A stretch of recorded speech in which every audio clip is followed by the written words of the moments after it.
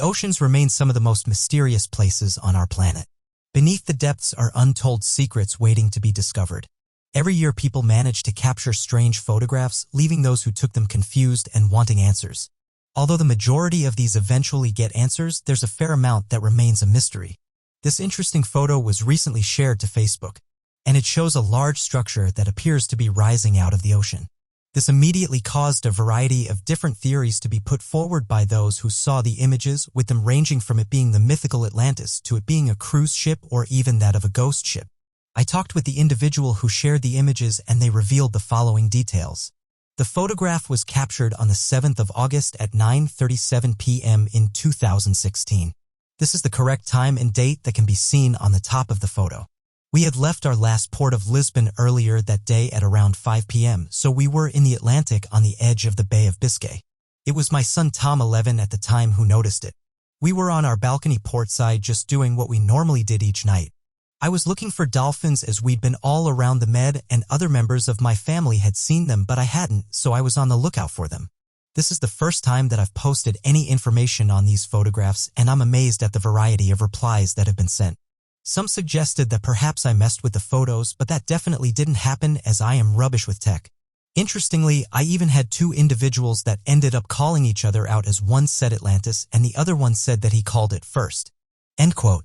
As of right now, people are still undecided on what the photos show.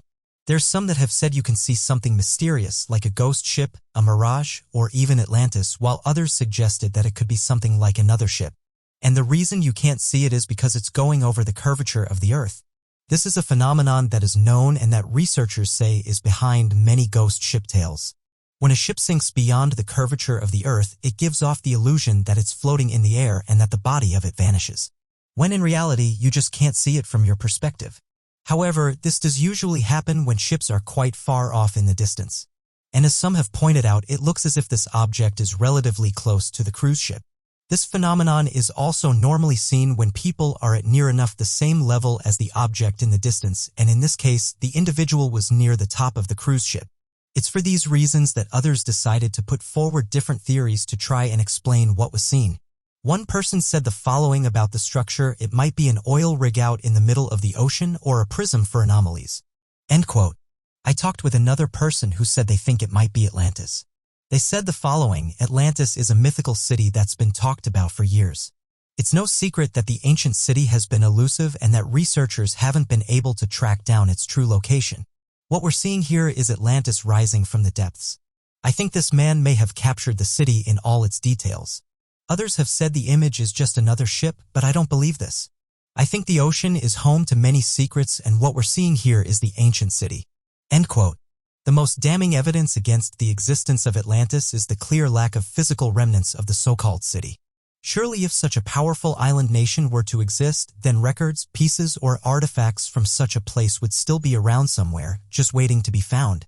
In November 2018, a British satellite firm named Merlin Burrows stated in 2018 that they had discovered images that could show remnants of the long-lost city. Merlin Burrows points towards supposed ruins that lie in the Don Anan National Park in Spain. According to their claims, there is evidence of concrete, which could be between 10,000 and 12,000 years old.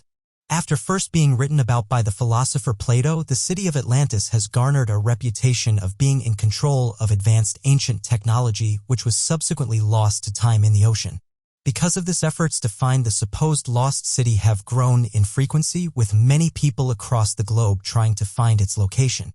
Bruce Blackburn, a representative from Merlin Burrows, stated, "We've got a body of evidence that we've presented, and we have a whole host of proof points, and we are quite happy for people to take a viewpoint. We've released the information and we've got some films. And we accept that there will be people who think it isn't true." End quote. It's interesting when these types of photographs are taken. It makes us question what could be hiding under the dams. Although scientists have done a great job at unraveling some of the ocean's biggest secrets, it's fair to say there's many more waiting to be unraveled. In conclusion, mainstream scientists have even admitted themselves that the oceans are mysteries in their own right. A large portion of our oceans still remain unexplored, and it's anyone's guess as to what could be lurking in the dams. So far, scientists have discovered over 242,000 marine species. However, it's been estimated that every year over 2,000 new oceanic species are discovered. With the oceans being so vast and widespread, it's likely that scientists and researchers will be making discoveries well into the future. Scientists have done a great job at answering some of the ocean's mysteries, but it's important to keep an open mind about what could be laying in the dams. Who knows where the next discovery will lead us? Before we continue, I have a small request for you. We've created a new channel where we upload content related to old, historical ruins and interesting events. So, if you're interested, kindly subscribe to my channel, Decoverize, for daily interesting videos and show some love in the comments. I'll read every one of your comments. The link is in the description. Okay, let's continue. Antarctica is a mystery. Explorers and mappers of the last few hundred years have worked hard to find nearly every piece of land and uncharted area from around the world. Further advancements in modern technology such as satellite imaging and other innovations have also provided humans with the means to see almost every place on Earth with accurate precision. This in turn caused a variety of strange discoveries to be brought to light. And one of these is a strange discovery that was made in Antarctica using Google Earth.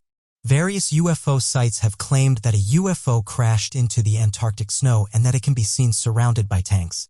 When the photographs were shared, people started to give their opinions on what the object is. Some claim that the object in the snow is different to the tanks that can be seen next to it and that it does look like the tanks were sent there to investigate what's going on. The object looks to be disc in shape, and one thing that confused those who have seen the images is the presence of the tanks. With some saying that if the tanks weren't there, this could be ruled out as perhaps a piece of snow or ice. But due to them being there, it adds an air of mystery. Some went on to say that at the end of the skid, you can see an unidentified object. And again, this does look to be disc-shaped. For years, there's been rumors that UFOs had been discovered embedded in the ice at Antarctica and that this is one of the reasons why there's a lot of activity going on down there. UFO researchers have gone on to say that the high military presence here comes down to there being a lot of UFO sightings in the area, saying that bases were built purely to investigate these sorts of claims. As of right now, though, the government has never admitted to finding UFOs in Antarctica, and say the 10 claims of there being UFOs in this region is just stories. When people zoomed in on the supposed tanks, though, some noted that you couldn't see any tire tracks in the snow and said that due to their weight you would easily be able to see tracks. However, UFO researchers hit back at these claims and said that a small snowstorm could easily cover them up, saying that it would only take a few hours for the tracks to be hidden underneath a new batch of snow. One UFO researcher said the following about the object. I think that it measures at least 200 feet in diameter. It could be even more looking at it compared to the tanks. There's a reason why those tanks are there, and I think they're collecting this UFO. We've heard many stories about governments being interested in these crafts. And I think this is one of those cases where we're seeing a real downed UFO. End quote. However, not everyone got on board with the idea of this being an unidentified flying object. This person said the following: the problem with these types of photographs is that although they're impressive, they're not super clear. So it could be anything. I'll admit that the objects near to this alleged UFO is strange. But again, these could just be anomalies created in the snow. If I had to guess, I would say this UFO is just a hole in the snow, and that it's giving off the illusion of it being a craft. I don't think there's anything to see here. End quote. Interestingly, this isn't the only alleged UFO crash that has been found in Antarctica. This one made the rounds on social media when it was discovered, even going on to feature on various mainstream websites. When first looking at the images, it does look like a typical crash site. You can see a large object covered in snow with a trail behind it, and this immediately caused the UFO community to point out that this could be a possible crash site. Over the years, there's been various reports of unidentified flying objects that have allegedly made contact with our planet. It also fueled more speculation as, according to many theorists, Antarctica is home to many mysterious happenings. The original photograph was found via Google Earth and shows an area known as South Georgia Island. It quickly spread across various websites with everyone giving their opinion on what they thought the object could be. There's even some that have now come forward and said that the object looks similar to Oumuamua, the mysterious space rock that was discovered in our solar system back in 2017. People were quick to say that this photo could be the real deal. However, others weren't so sure. One user said that if you zoom out, there's a mountain really close by, going on to say that what most likely happened is some ice fell from the mountain and skidded in the snow. This left behind a trail that made it look like a crash.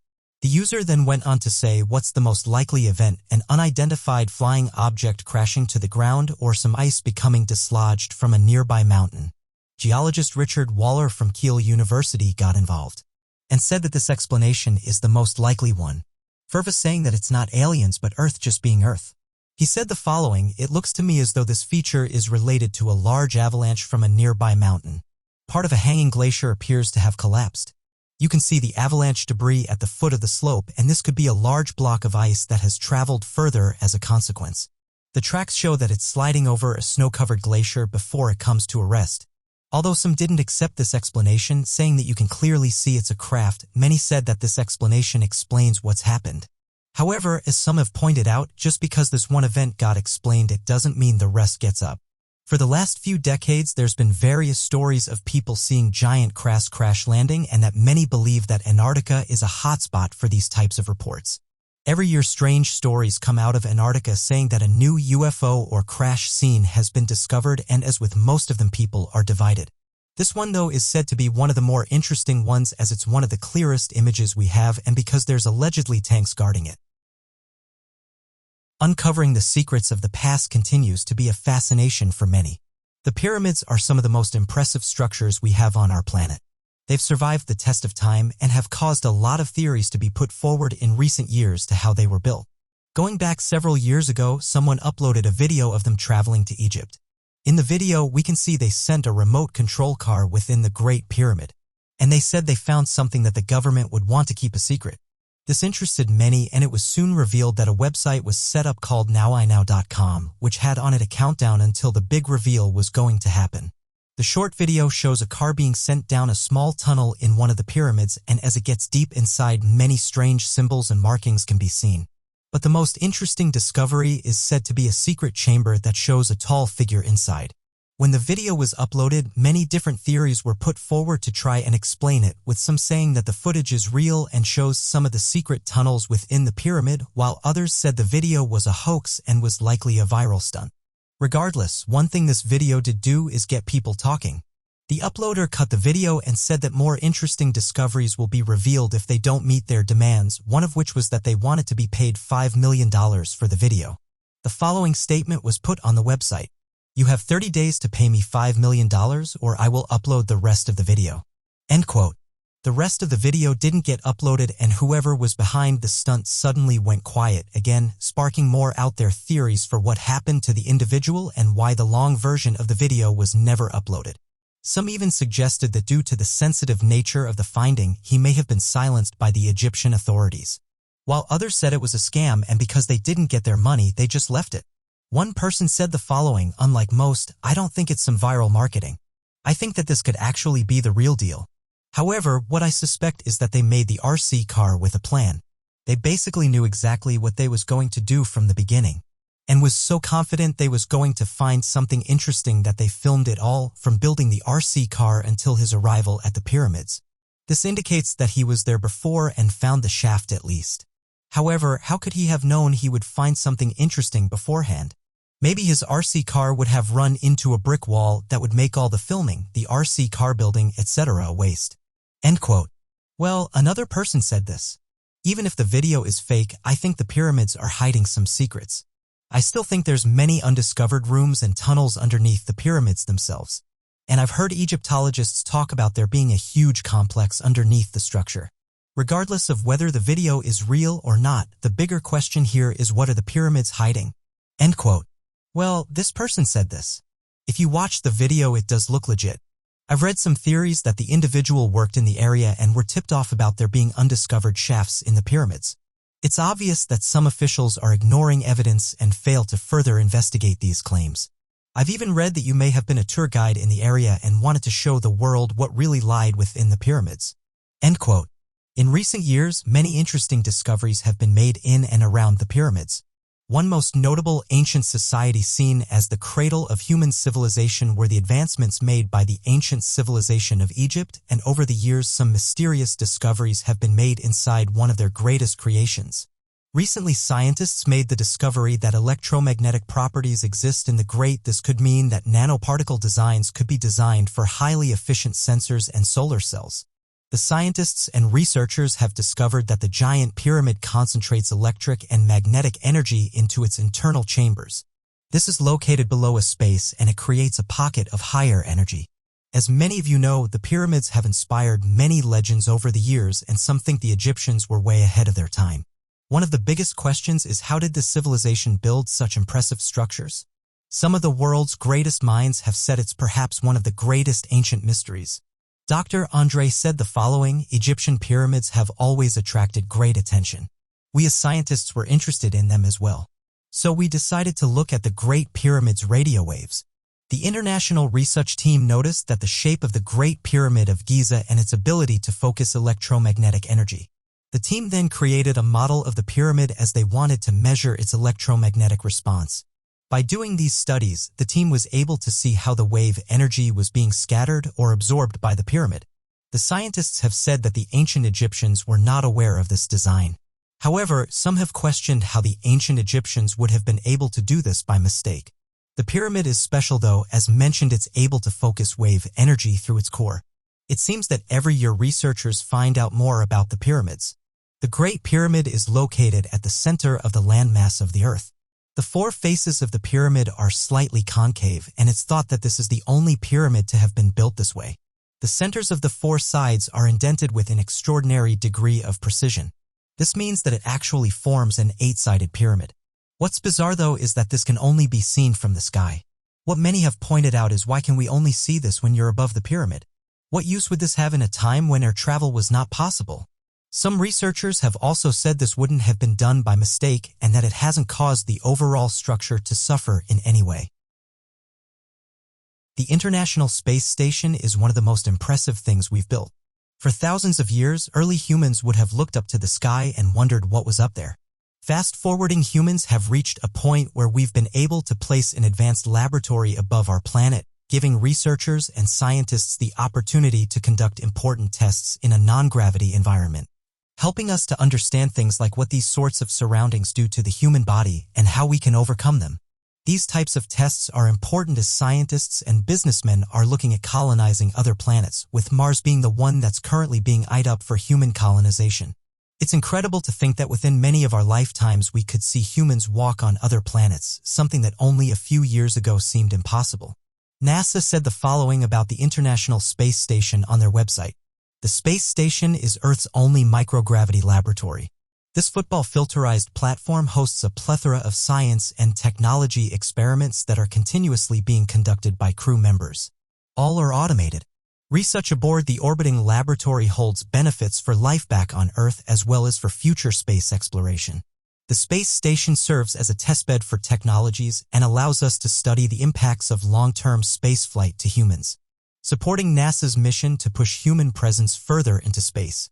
End quote. There's others though who state that there's more going on around the International Space Station than what we're being told about. And this has to do with the countless unidentified flying objects enclosed to the ISS. Although NASA have said that these objects are nothing more than space debris and that every single one of these have been explained by NASA scientists, there's a group of people who believe that the International Space Station often gets visited by UFOs, and that these crafts are not space debris as explained by scientists. This in turn has caused various UFO researchers to watch the life feeds in the hopes of catching one of these crafts.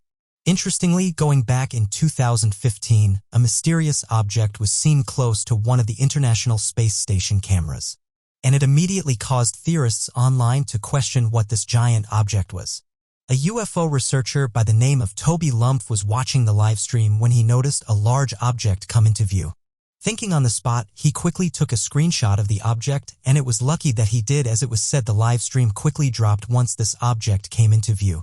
UFO researchers who watched the live cameras have said this is a common occurrence. This has caused researchers to say this is the lengths officials will go to keep us from knowing the truth. Even those who haven't open-minded the subject have said it's strange when the life he drops from one of these objects comes into view. And if anything, it doesn't help NASA, as it only causes theories to run wild. Some news stations tried to reach out to NASA and get their comments on what they thought the object was, but they reported that they never got an answer from the space agency. This is one of the more well-known photographs of an alleged UFO seen close to the space station, with believers saying that the craft in question shows a large triangular object.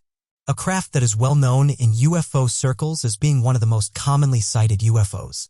These crafts are described as being able to hover in the sky without making a sound, and when they need to leave the area they do so at an extremely high speed. Researchers debate who these crafts belong to, with some saying that they are the new stealth line currently used by the military, or some say this can't be the case as some of these crafts have been seen close to the moon. One skeptic, however, said the following about the object: although at first glance this does look like a UFO, I think the more likely answer here is that we're looking at a glitch. There's been many times when I've been watching the live cams and I've seen something strange. However, this doesn't mean we should all jump straight to UFOs. There's so many other things it could be. For example, meteors that are entering the Earth's atmosphere, lights from the International Space Station itself, space debris, and other natural explanations. People have and will always want to believe in aliens. At one point, I was one of them. But the truth is we have no proof that UFOs are out there, as most scientists can easily explain the majority of footages that it's taken." End quote. While one believer said the following: "This is one of the problems we are facing when it comes to things like UFOs being seen close to the International Space Station. People are so quick to deny it. I think at this point we all need to understand that it's obvious that there's something going on. I'm not saying that every one of these things is an unidentified flying object, but to say that every single one of them can be explained away as space debris is just ignorant. It's clear that government officials are interested in the UFO phenomenon, as declassified documents show us that they've been researching these things for several decades. And when they close down one of these projects that's been assigned to UFOs, they usually open up another one soon after. It's clear that there's something we're not being told when it comes to the subject of UFOs. The more we deny it, the more we dig ourselves a hole. And the harder it will be to open our minds to things we don't understand. For the past 5 years, government officials have been dropping hints that they know about these graphs. I hope that there will be an announcement soon and that we can all start to move forward." The Dogman is an elusive cryptid that's been seen all across America. Cryptids of creatures that are not backed up by science, noting that there's not enough evidence to suggest that they exist. However, a large number of people have come forward in recent years and have detailed their encounters, and one of the most interesting ones is that of the mysterious Dogman, a large human dog-like creature described as looking like a werewolf and possessing superhuman. One of the issues with the majority of these encounters is that they happen so fast and the eyewitnesses is usually left dazzled and confused. This comes down to the fact that they weren't expecting to see such a creature, so don't have things like cameras ready when the encounter happens. When the eyewitnesses reach for their camera, the creature is usually vanished. However, I was sent a video of photos from a woman who claimed to have captured proof of the Dogman. As mentioned, the Dogman cryptid is probably one of the hardest to capture on camera and even harder to do so in the daytime. Yet this individual claims that what they saw looked eerily similar to the descriptions of the mysterious Dogman. She said the following about the encounter: "Yes, please use the images. I want everyone to look at it and tell me what they think, because I have no idea what it is. It looks like it has a canine head to me and is as big as a bear, so I'm kind of thinking it's a Dogman. Also, there have been several sightings back in the same era of an upright walking canine. Absolutely, go ahead and share my story. I've had other encounters in the area as well. And like I said, other people in the area have reported seeing a large upright creature. There's definitely something back there, and it's staying around the same era because 3 other people have seen the same thing." End quote. Here's the video. "Yeah, what is that? What was that? I seen its ear flick. Oh my god. It's just the legs and perked its ears up. Do it again, Kenna. Do it again." Interestingly, it does appear to resemble the Dogman cryptid, having a canine head and slender but muscular body. This could be some of the most impressive footage we have of this cryptid and could prove once and for all that eyewitnesses are actually seeing a creature that looks similar to a werewolf. Not many people have seen this footage, but those who have are convinced that it shows a Dogman and say it's some of the best evidence we have so far. Even going on to note that you can see the creature moving its head and ears. One person said the following about the footage: "I'm glad I saw this on the Dogman group, as I think it's some of the best evidence we have of the cryptid. The Dogman has always interested me and been my favorite cryptid. Hearing people detail their stories always makes me more interested in the creature and wanting to research it more. But some of these stories sound too far-fetched and unbelievable. But when I saw this footage, it matches up exactly with what people were seeing. It's incredible that we have such detailed footage of the Dogman, and it's even more impressive that this was taken during the daytime. The majority of dogman encounters happened during the night, and even though some witnesses have tried to photograph what they saw, the photographs usually come out blank or are really hard to make out. It's very unusual to have photographs and videos of a cryptid during the daytime. Skeptics say that when people see these cryptids during the night time, they're actually just encountering everyday wildlife, but this footage pretty much matches up with the majority of eyewitness accounts. Those who have come forward with their encounters have often compared the creature to a more dog-like Sasquatch, whereas others believe it to be more of a werewolf beast than at the center of skinwalker legends. Interestingly, for the last 60 years, there have been many reports about these creatures, and as with most of these tales, the majority of these stories follow a similar theme. Researchers have managed to pinpoint the first dogman sighting to 1887. This was said to have occurred in Wexford County. The story goes that two lumberjacks were having a conversation when one of them spotted something mysterious. He described it as having a man's body and a dog's head. When they noticed it, they quickly left the scene, not wanting to stay around and risk getting hurt by the large creature. It's interesting to note that the Navajo Native Americans have also been talking about these creatures for years. Though they're known as the dogmen, others have also said they go by the name of skinwalkers. They follow a similar description, looking like a human but having werewolf-like features. The Navajo described them as possessing superhuman strength, being able to move very fast, and having the ability to easily take down a human. Although many people have come forward with their reports, one thing that the majority of these cases lack is evidence. It's frustrating for eyewitnesses as they encounter something incredible but then have no evidence to prove what they saw. Those who encounter something mysterious say it's very frustrating when this happens, as all you have to back up your claims is your words. As of today, there's been various people who have come forward with their encounters with the mysterious beast. There's those that believe that Dogman is real and tries to avoid being seen by humans. And then there's those that think the creature is just being misidentified with everyday wildlife. However, with this new footage, it may just win over a few people. Those that have seen it have said it's some of the best footage we have of the beast, and could help us understand certain things about its anatomy. So what do you guys make of this interesting video and photographs? Do you think it shows the mysterious dogman? And if not, what do you think this creature is? Also, have any of you encountered a creature similar in appearance to the dogman? Be sure to leave your questions and answers in the comments section below and help us to grow this community while working to solve these unexplained mysteries. Residents in Italy have just reported a worrying event.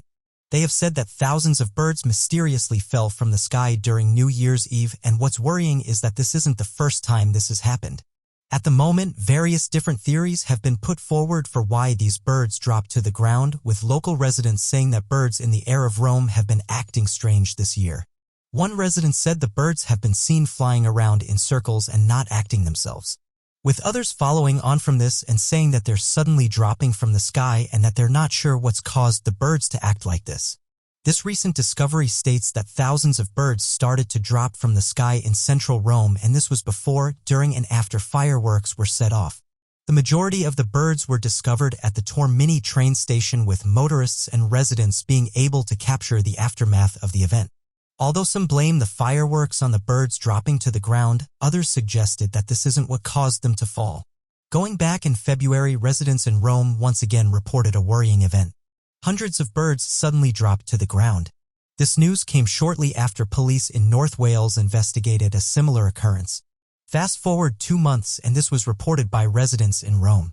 Strangely enough, residents reported that the birds acted very similar to those in Wales, saying that they were flying around in circles and then suddenly dropped to the ground. What's odd though is how many of these cases were happening so close to each other. As many have pointed out, it seems that these mass bird deaths are happening every other month, and as of right now, no one seems to know why. Although researchers have given a variety of reasons why mass bird deaths can happen, it's unusual for them to be happening around the same time as each other. One resident in Rome said the following about the event. "Me and my friend were close to the area when this happened. We could hear the birds going crazy and flying around in circles. I've lived in the area for years and I've never seen anything like this. No one seemed to be sure why they were acting this way. They were flying like this for over 45 minutes before they started to drop one by one. It was like something from a movie and was actually quite scary. It was like something was affecting them that we couldn't see." End quote. It's reported that hundreds of birds were found in Rome shortly after this event. One source reported that the reason these birds were dropping were due to strong winds. This explanation wasn't met with open arms. Scientists and researchers have investigated this phenomenon over the years, and different theories have been put forward to try and explain why these birds suddenly pass away. Various things can affect these birds. This ranges from electromagnetic currents to things like poisons. As some have said though, if these animals were poisoned, is it likely they would all drop at once and in the same air as each other? In these situations, all of the birds can be found very close to each other. Some have said it's as if these birds were zapped with something and whatever passed through them caused them to pass away on the spot. It does seem as though these cases have increased in the past year.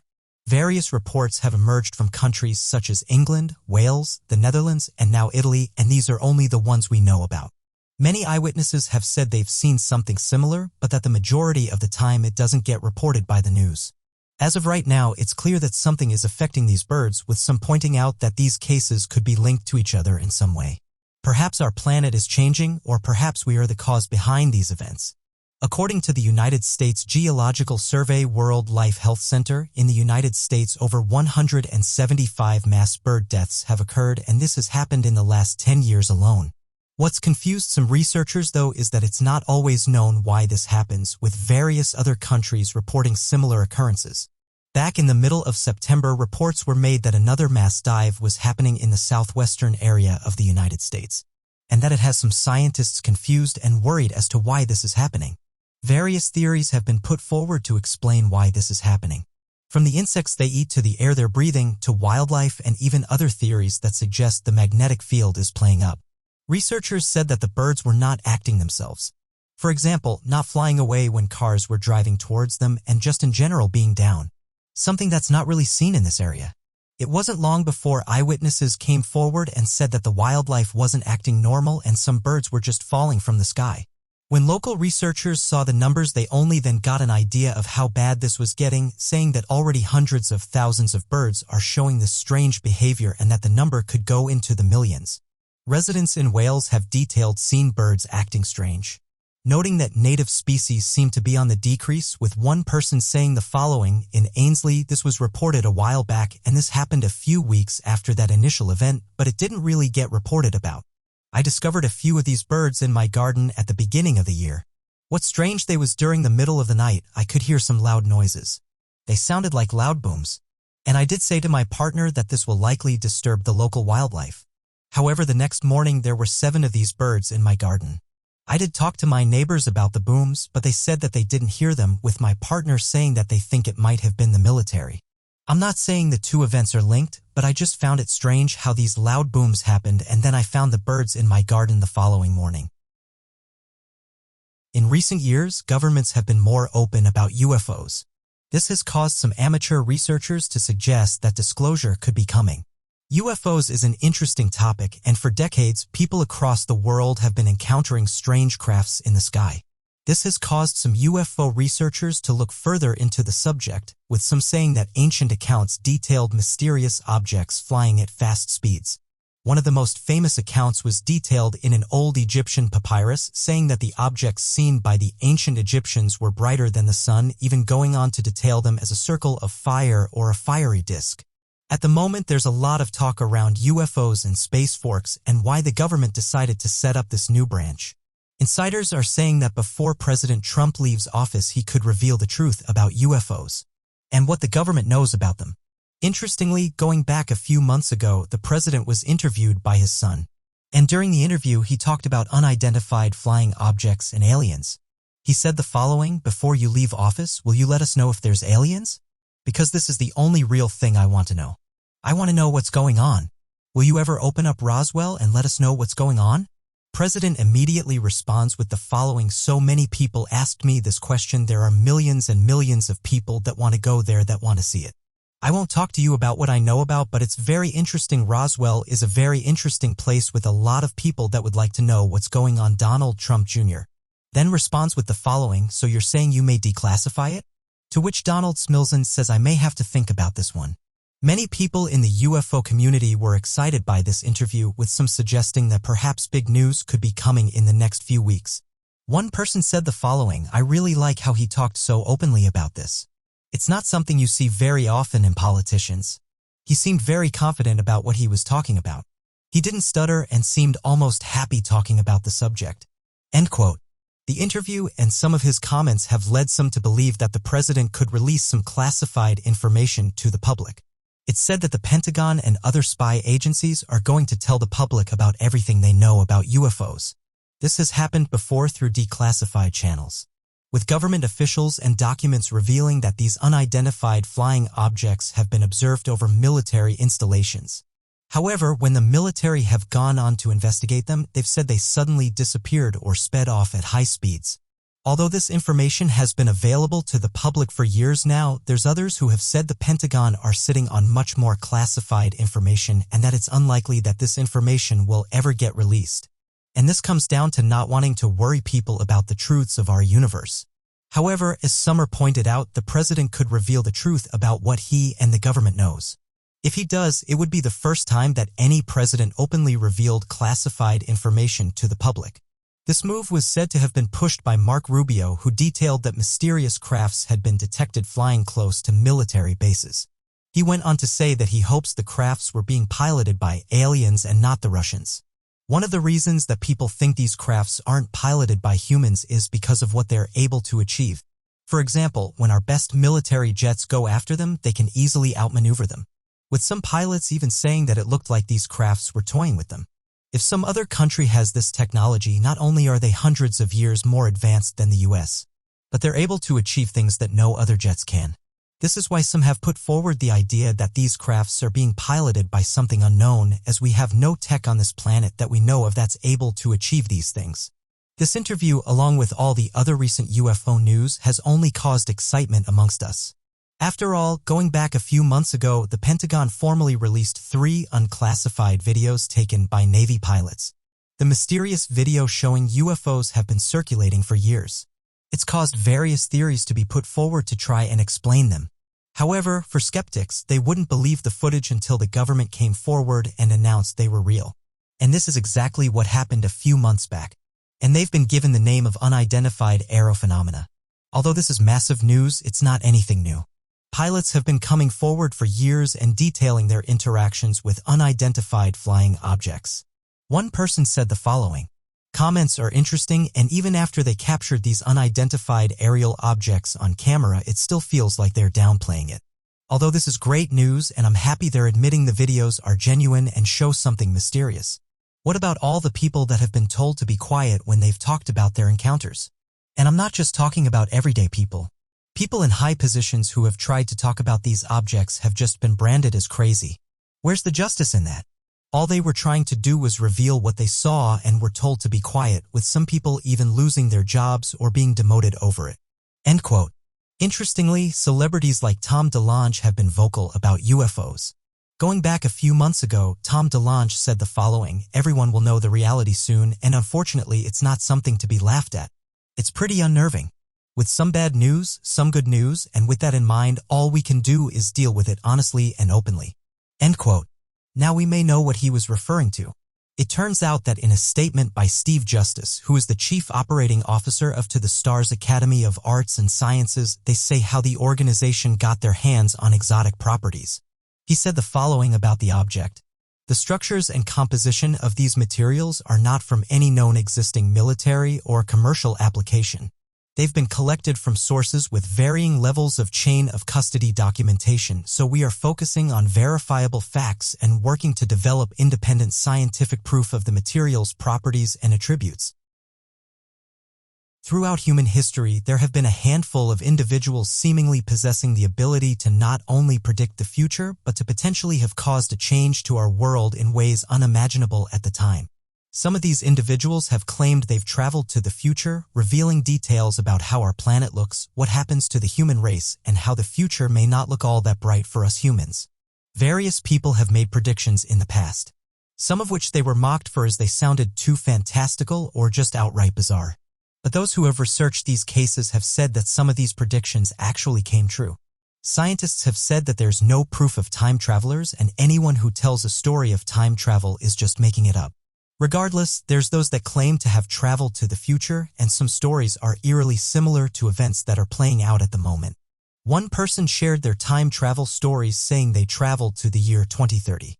They said the following: "I can't give specific details about my work, but I was able to travel forward in time due to my job. My whole life I've been dedicated to my job. I have no partner or children, and it allows me to focus all my attention on my career. It also means that when risky situations come up at work, I'll happily put myself forward. After all, I have nothing to lose." The classified program I was a part of gave me and several other employees the opportunity to travel forward in time. I don't expect to win everyone over with my experience. I just want to tell people what I saw. The year 2030 will not be a utopia. It will be an interesting year that will cause even more divide than what's happening right now. The vast majority of people will not own anything by the time 2030 comes around. The majority of the population will begin to rely on their state, and this is exactly what they wanted, as it means all those individuals will have lost any power they once had. One of the first questions you might have then is, how would this ever happen? There's no way people would just sit back and accept something like this. The reason behind why this plays out so perfectly for them is because they will sell it to you as though it benefits you, when in reality the only people benefiting from this will be the people at the top. By the time this year comes around, the majority of people will own nothing. How this works is that people will rent things from the state. You will have the opportunity to rid yourself of debt and things you can't pay off. What this means is that you will be a free human. Or at least, this is how they want to sell it to you. What it actually means is that you'll be under control of the state. Whether you will admit it or not, they will own you in everything that you do in your life. They will sell this that there's a lot of pros for you and that this is an opportunity you should take. But be warned, once you sign over this deal, there's no turning back. You are essentially signing your life over to them and will become 100% dependent upon the government. I'm still torn about the experience. The human brain is a very complex thing, and it's no secret that we have devices and ways that mess with it. I know this because I've taken things and have experimented on people. These classified projects are still happening. We have the technology to do this without having someone directly in front of us. We can use this tech from afar and watch as the start effects play out.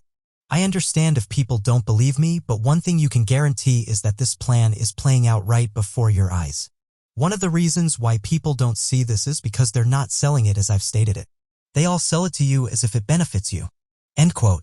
What's interesting about these statements is that this person isn't the first one to come forward with this idea, and many who've read these kinds of statements have said they don't sound too far-fetched.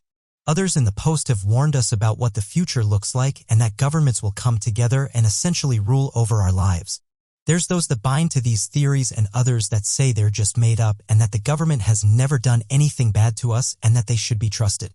There's others, though, that have said the idea of time travel is possible, though evidence of this being able to occur in our universe has yet to be proven according to the efforts made in understanding gravitational waves and warping of space and time.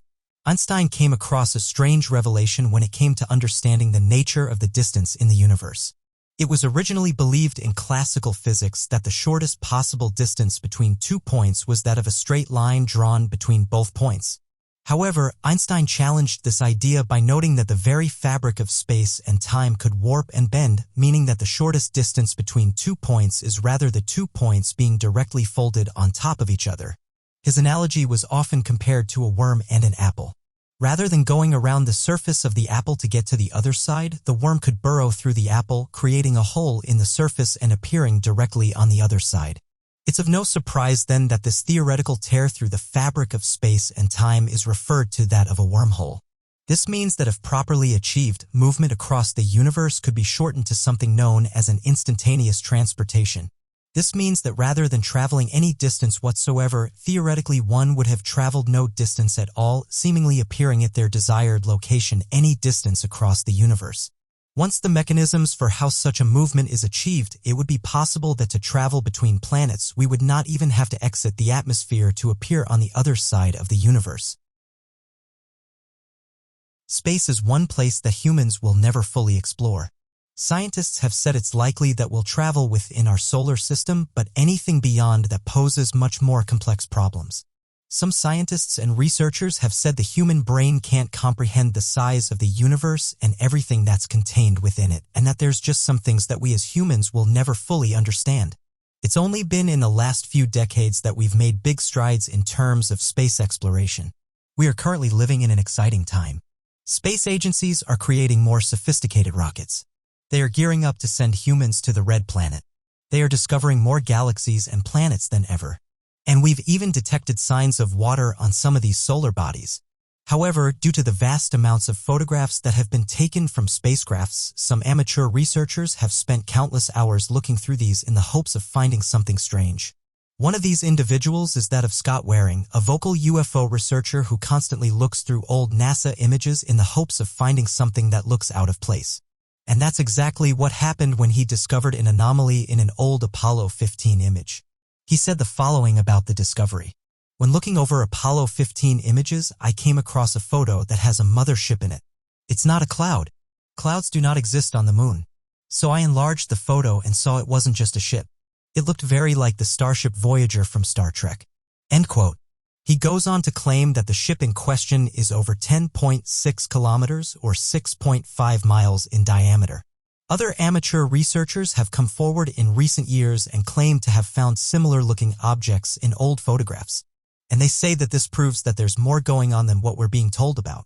And in some cases, the National Aeronautics and Space Administration is even editing out these images in the hopes that we won't see them. Amateur researchers say they do this because they think if the majority of the population find out about these things, they would just panic.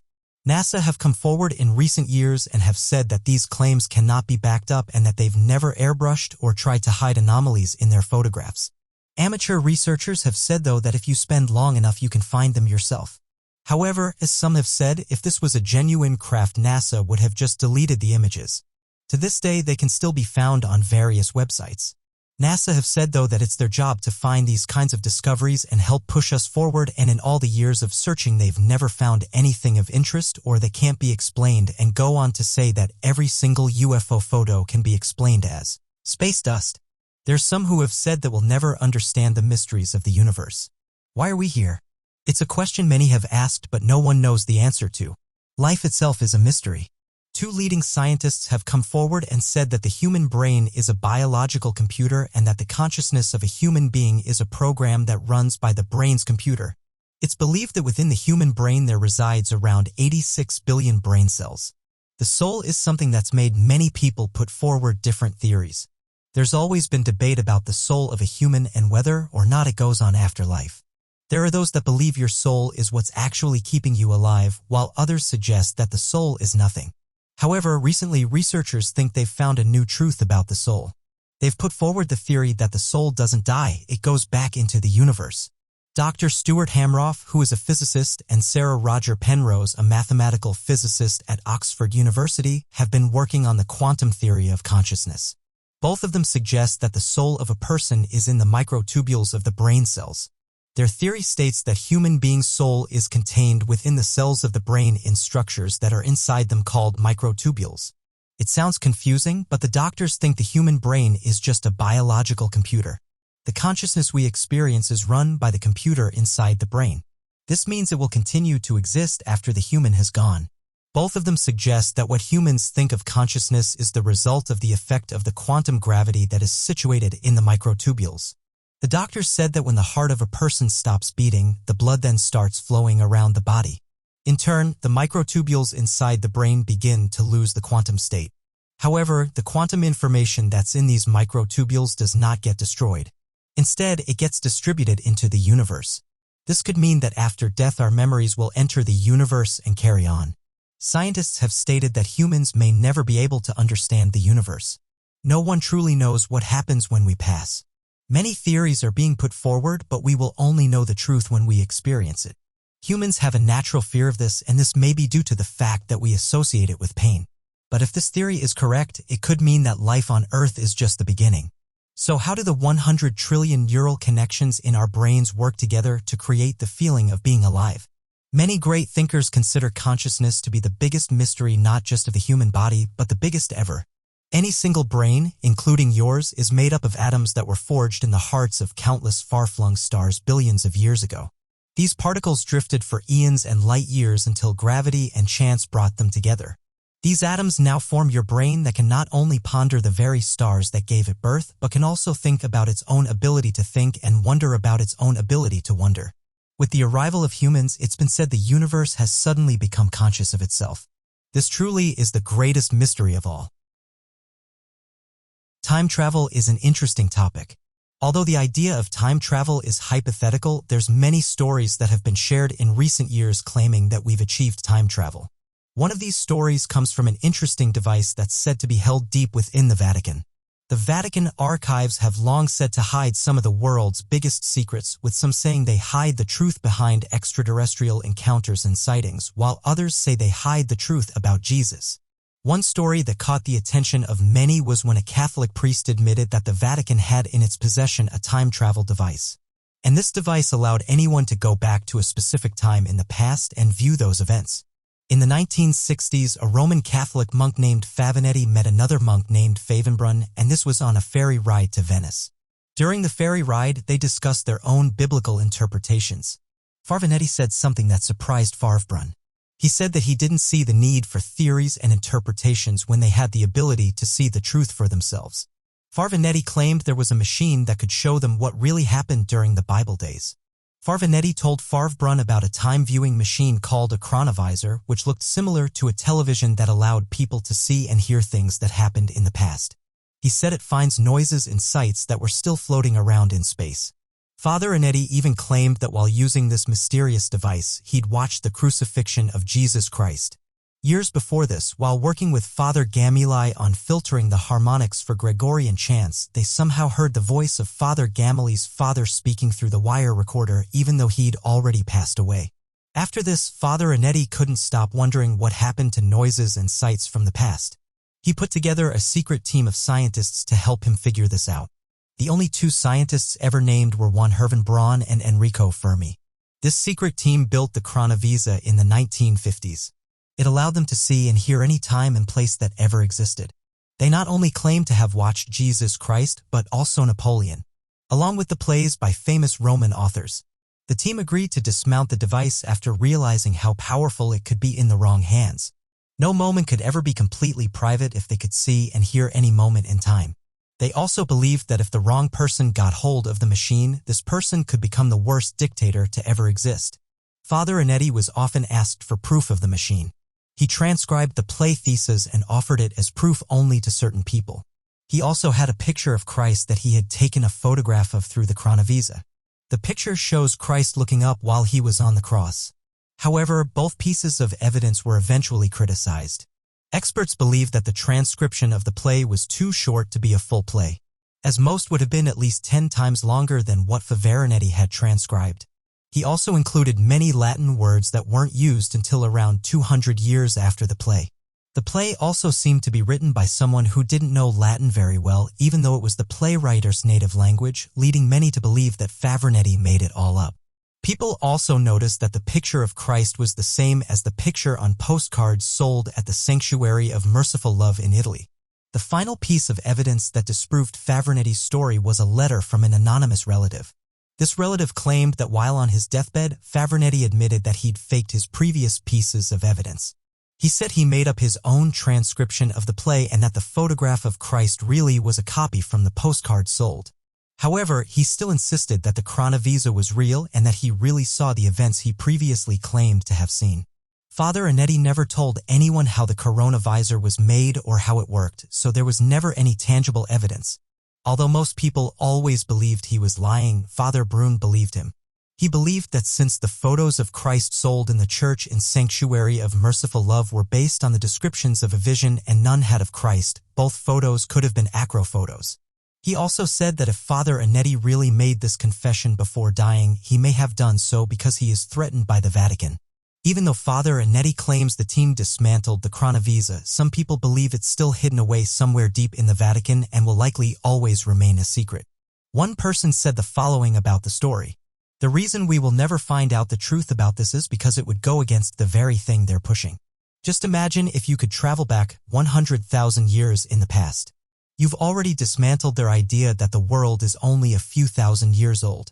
I think a lot of people are starting to wake up to the idea that religion is built on fear and misinformation. For example, going back when the sky would rumble or the ground would shake, that was explained to the gods being angry. But now we know that these things happen because of thunder and lightning and tectonic plate movements. As humans have aged, we've increased our knowledge, allowing us to explain certain things with ease. For me, how people still look at a book that was written thousands of years ago as fact is beyond belief. How billions of people to this day still believe religion is tough to understand. Studies have shown that more people are moving forward with their belief system instead of relying on superstition. But it's still an interesting argument that carries on in the modern day. End quote. Others have followed on from these ideas and have said the Bible was most likely a case of misinformation and that over the years more information got added to make the story more interesting. There's some who believe the real artifacts from the past are hidden deep within the Vatican archives and that only a few selected individuals will ever be allowed to see these.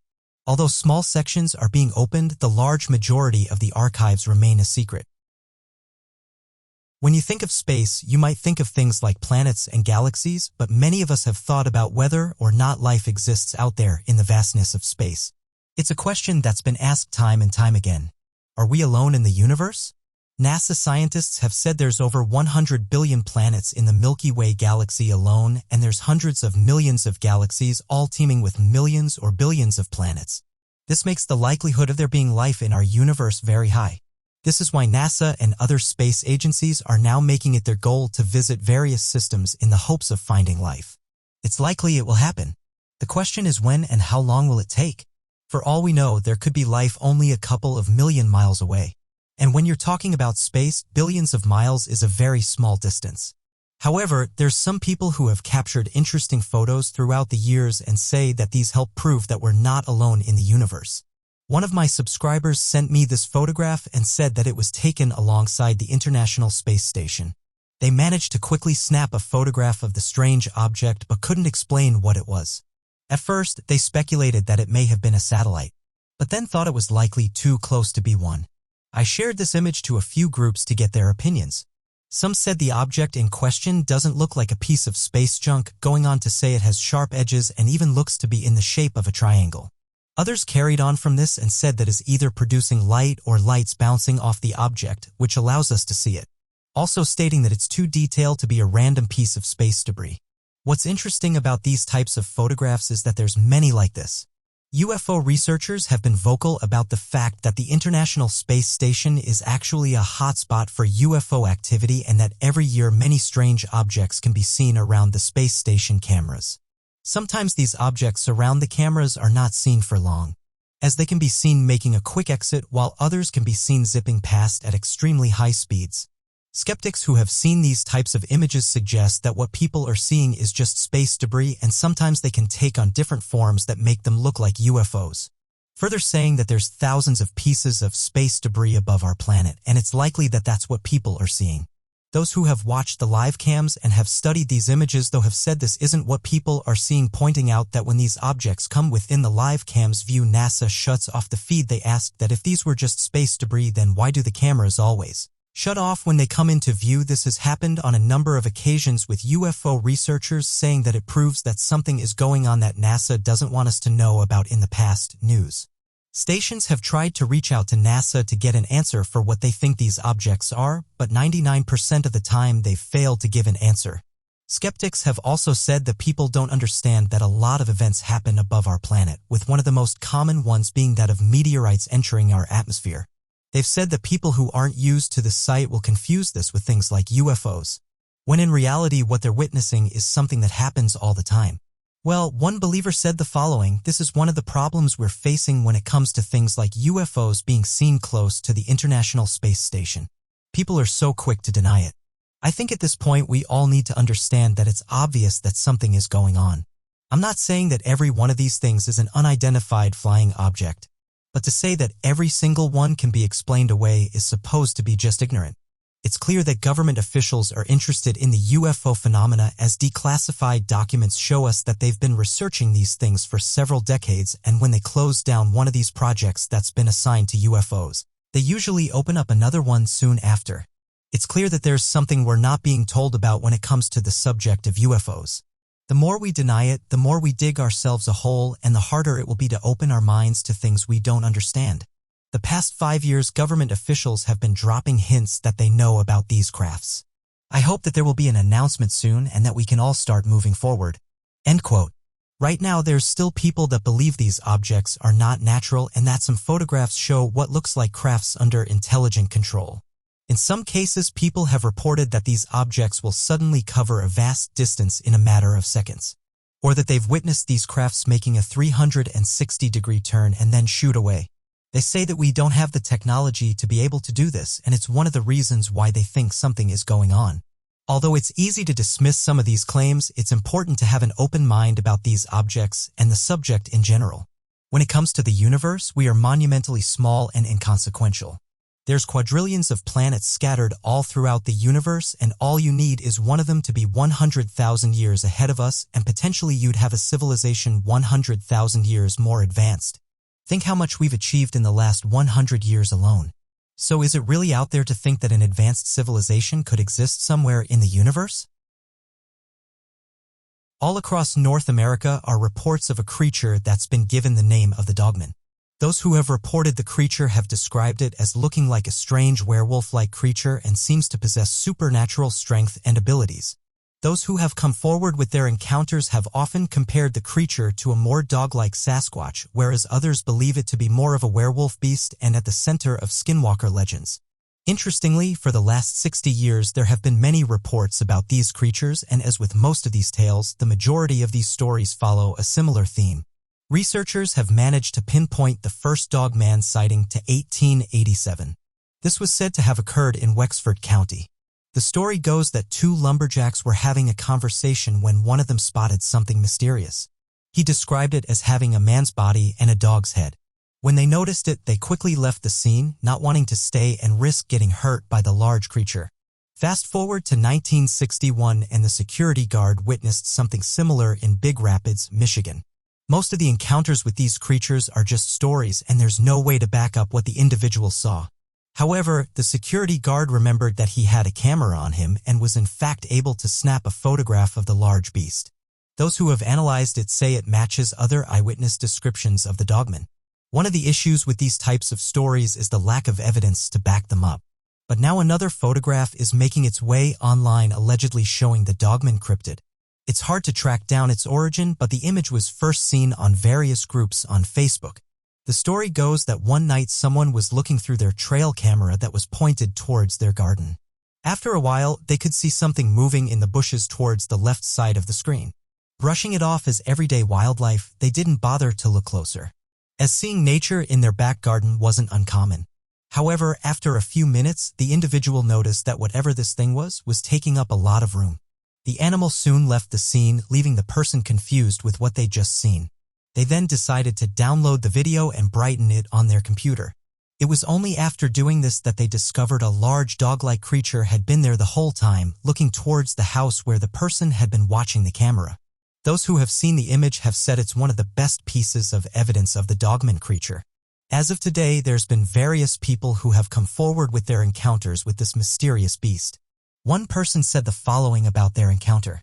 "I'm going to tell you a story of mine that I rarely tell. My own family don't even know about this. And while that may sound strange to you, trust me, it makes sense to tell internet strangers than people I'm forced to be around. This story has been told on YouTube before, but I want to clear up some confusion around it. This happened when I was much younger. I'd have to ask my parents when the camping trip happened to tell you how many years ago it was, but I can assure you it was at least a decade. Now I'm going to use some questionable words to describe the location. Words like wooded and wilderness reserve, because I don't know the best words for this thing. Around a decade ago, a friend from church asked me to join his family on a camping trip to a wilderness reserve called Oasis State Park. Of course, since this was my best friend and his family had always been nice, I said yes. Up until that point, I'd only camped rarely, so the prospect of camping with a friend and his family seemed absolutely amazing. So we began preparing for a weekend when I wasn't busy. I got my own tent, my own sleeping bag, and my own supplies. Once all that was gathered, the father of the friend came and picked me up and my parents waved me off. There's quite a few things I remember from that trip. The amazingly hostile yet beautiful New Mexico countryside, the high ground and the campsite. The New Mexican wilderness isn't something a lot of people fantasize about camping in, at least not as far as I know. But Oasis State Park is different. The camping plots are all nice even if the best ones are taken. There's a pretty lake, lots of wildlife, and I have to admit, more trees than I've ever seen in my town. I know nobody thinks of multitudes of trees when they think of New Mexico, and for good reason. They aren't the most common occurrence in the plains unless planted by people. Regardless, oasis has enough for me to use the term woods. We found ourselves a plot and began setting up our tents. By the afternoon, the tents were set and me and my friend ditched his boring younger sister in favor of exploring the park. The memories are fantastic. We found a snake by the lake and watched it drink from the water before slithering off quickly. We explored a place I remember was very sandy. We watched a roadrunner doing its thing. We played all day after lunch and saw so many amazing things by the end of the day. I never would have thought anything could go wrong. We finished the day like you always do by collecting sticks and starting a fire to eat s'mores and tell ghost stories. None of the stories were scary, probably because me and my friend were kids and his sister was even younger. Shortly after the stories were said and s'mores were eaten, we retired. Me to my tent and my friend, his father and his sister to their tent. For this setup will explain the positioning. This is all going to be important. My tent was at one edge of the plot and my friend's tent was at the exact opposite. This was for privacy reasons. Now at my end of the plot was a mini trail that led through thick brush to the lake. Also around 3 feet from my tent was a little tree. I don't know what kind of tree it was, but it was still young and small. The trail to the lake was to the left of my tent. The lake was behind it and a thin tree line sat across a trail in front of my tent. That trail in front of my tent led to the bathrooms. So I went to bed without a single bit of fear. And before I did, I went ahead and urinated on the tree outside of my tent because of laziness. I didn't want to do a 2-minute walk to the bathrooms when Niche's toilet was outside my tent. So I finished closing my tent for the night and climbed into my sleeping bag. I don't know how long I slept, but I woke up to use the bathroom. Before I did this though, I decided to grab my little lantern. I flipped on my LED lantern and unzipped the inner flap of my tent. As if that little non-on net could protect me from what I was about to see. Now I should mention that outside of cities in New Mexico, it's quite common to hear coyotes howl. It's a nutty occurrence in camping. Even up in little villages like Logan, you can hear howls from your bedroom. It isn't so unnerving when you're in a house. But when you've got some flimsy null and walls to protect you and that's it, it isn't the most comforting sound. As I unzipped my tent flap, I could hear a few howls. But they were distant and not worrying. What stunned me into stillness was a loud howl from the direction of the lake. About a yard from my tent. This howl was different though. It had the feel of a coat-wide howl, but it was deeper and lasted longer. I simply sat there petrified at what I'd heard. I wouldn't be able to guess at how long I sat there breathing hard with my fingers still grasping the zipper, but however long it may have been, it was just long enough for the thing that made the howl to come up to my tent. And after that, claws on the rocks that made our camping plots. Then I saw the largest shadow made by a living creature I'd ever seen. It lumbered heavily in the direction of the sparse tree line, where I assumed the other howling had come from. Before it got past the tree I urinated on, it stomped. I realized only then that I was both lit like a candle and had not been trying to silence my heavy breathing. By then it was too late as the hulking thing lumbered over close to the tree and into the light of my lantern. As dim as the LED light was at that distance, it was just barely enough to make out details. I'd like to note a few very important details that stuck out to me as odd. It had roughly the fur coloring of a coyote, but that classic dogman head shape with tiny pointed ears too small to make sense. It also made strange noises as it lowered on all fours in front of my tent. Popping sounds like joints rubbing together, as I can only imagine its knees busted out of their standing joints and fell into different joints to support it on all fours. It briefly ignored me. The breaths were similar to a dog's but longer and far deeper, almost like a horse's. Then that thing turned to me and stared me straight into my eyes. Its eyes didn't glow. They didn't peer into my soul, but they were unbelievably unnatural. Above all things I saw in those eyes, I saw a predator. Have you ever been in a position where you made eye contact with a beast you know is stronger than you? Something you know could just slaughter you and you know it knows you know. Just looking for so long that I thought for sure I'd just be a bloody stain by the time anyone reached my tent. Screaming would do nothing. Despite every feeling in my gut, despite the dread of knowing it was a predator and I was prey, I didn't die. Instead it turned slowly, ever so slowly, and just sprinted off into the woods. It just went into the night faster than it came. I have one personal friend who knows about what happened and jokes that it was my wee that caused it to stall and then run away, or maybe it just wasn't hungry. Almost improbable it just had enough morals not to kill a kid. I'll never really know. Needless to say, I didn't go to the bathroom. I just put my lantern away, closed up my tent flap, and held it in all night. I don't remember sleeping that night. I might have, I might not. But if I did, it was dreamless.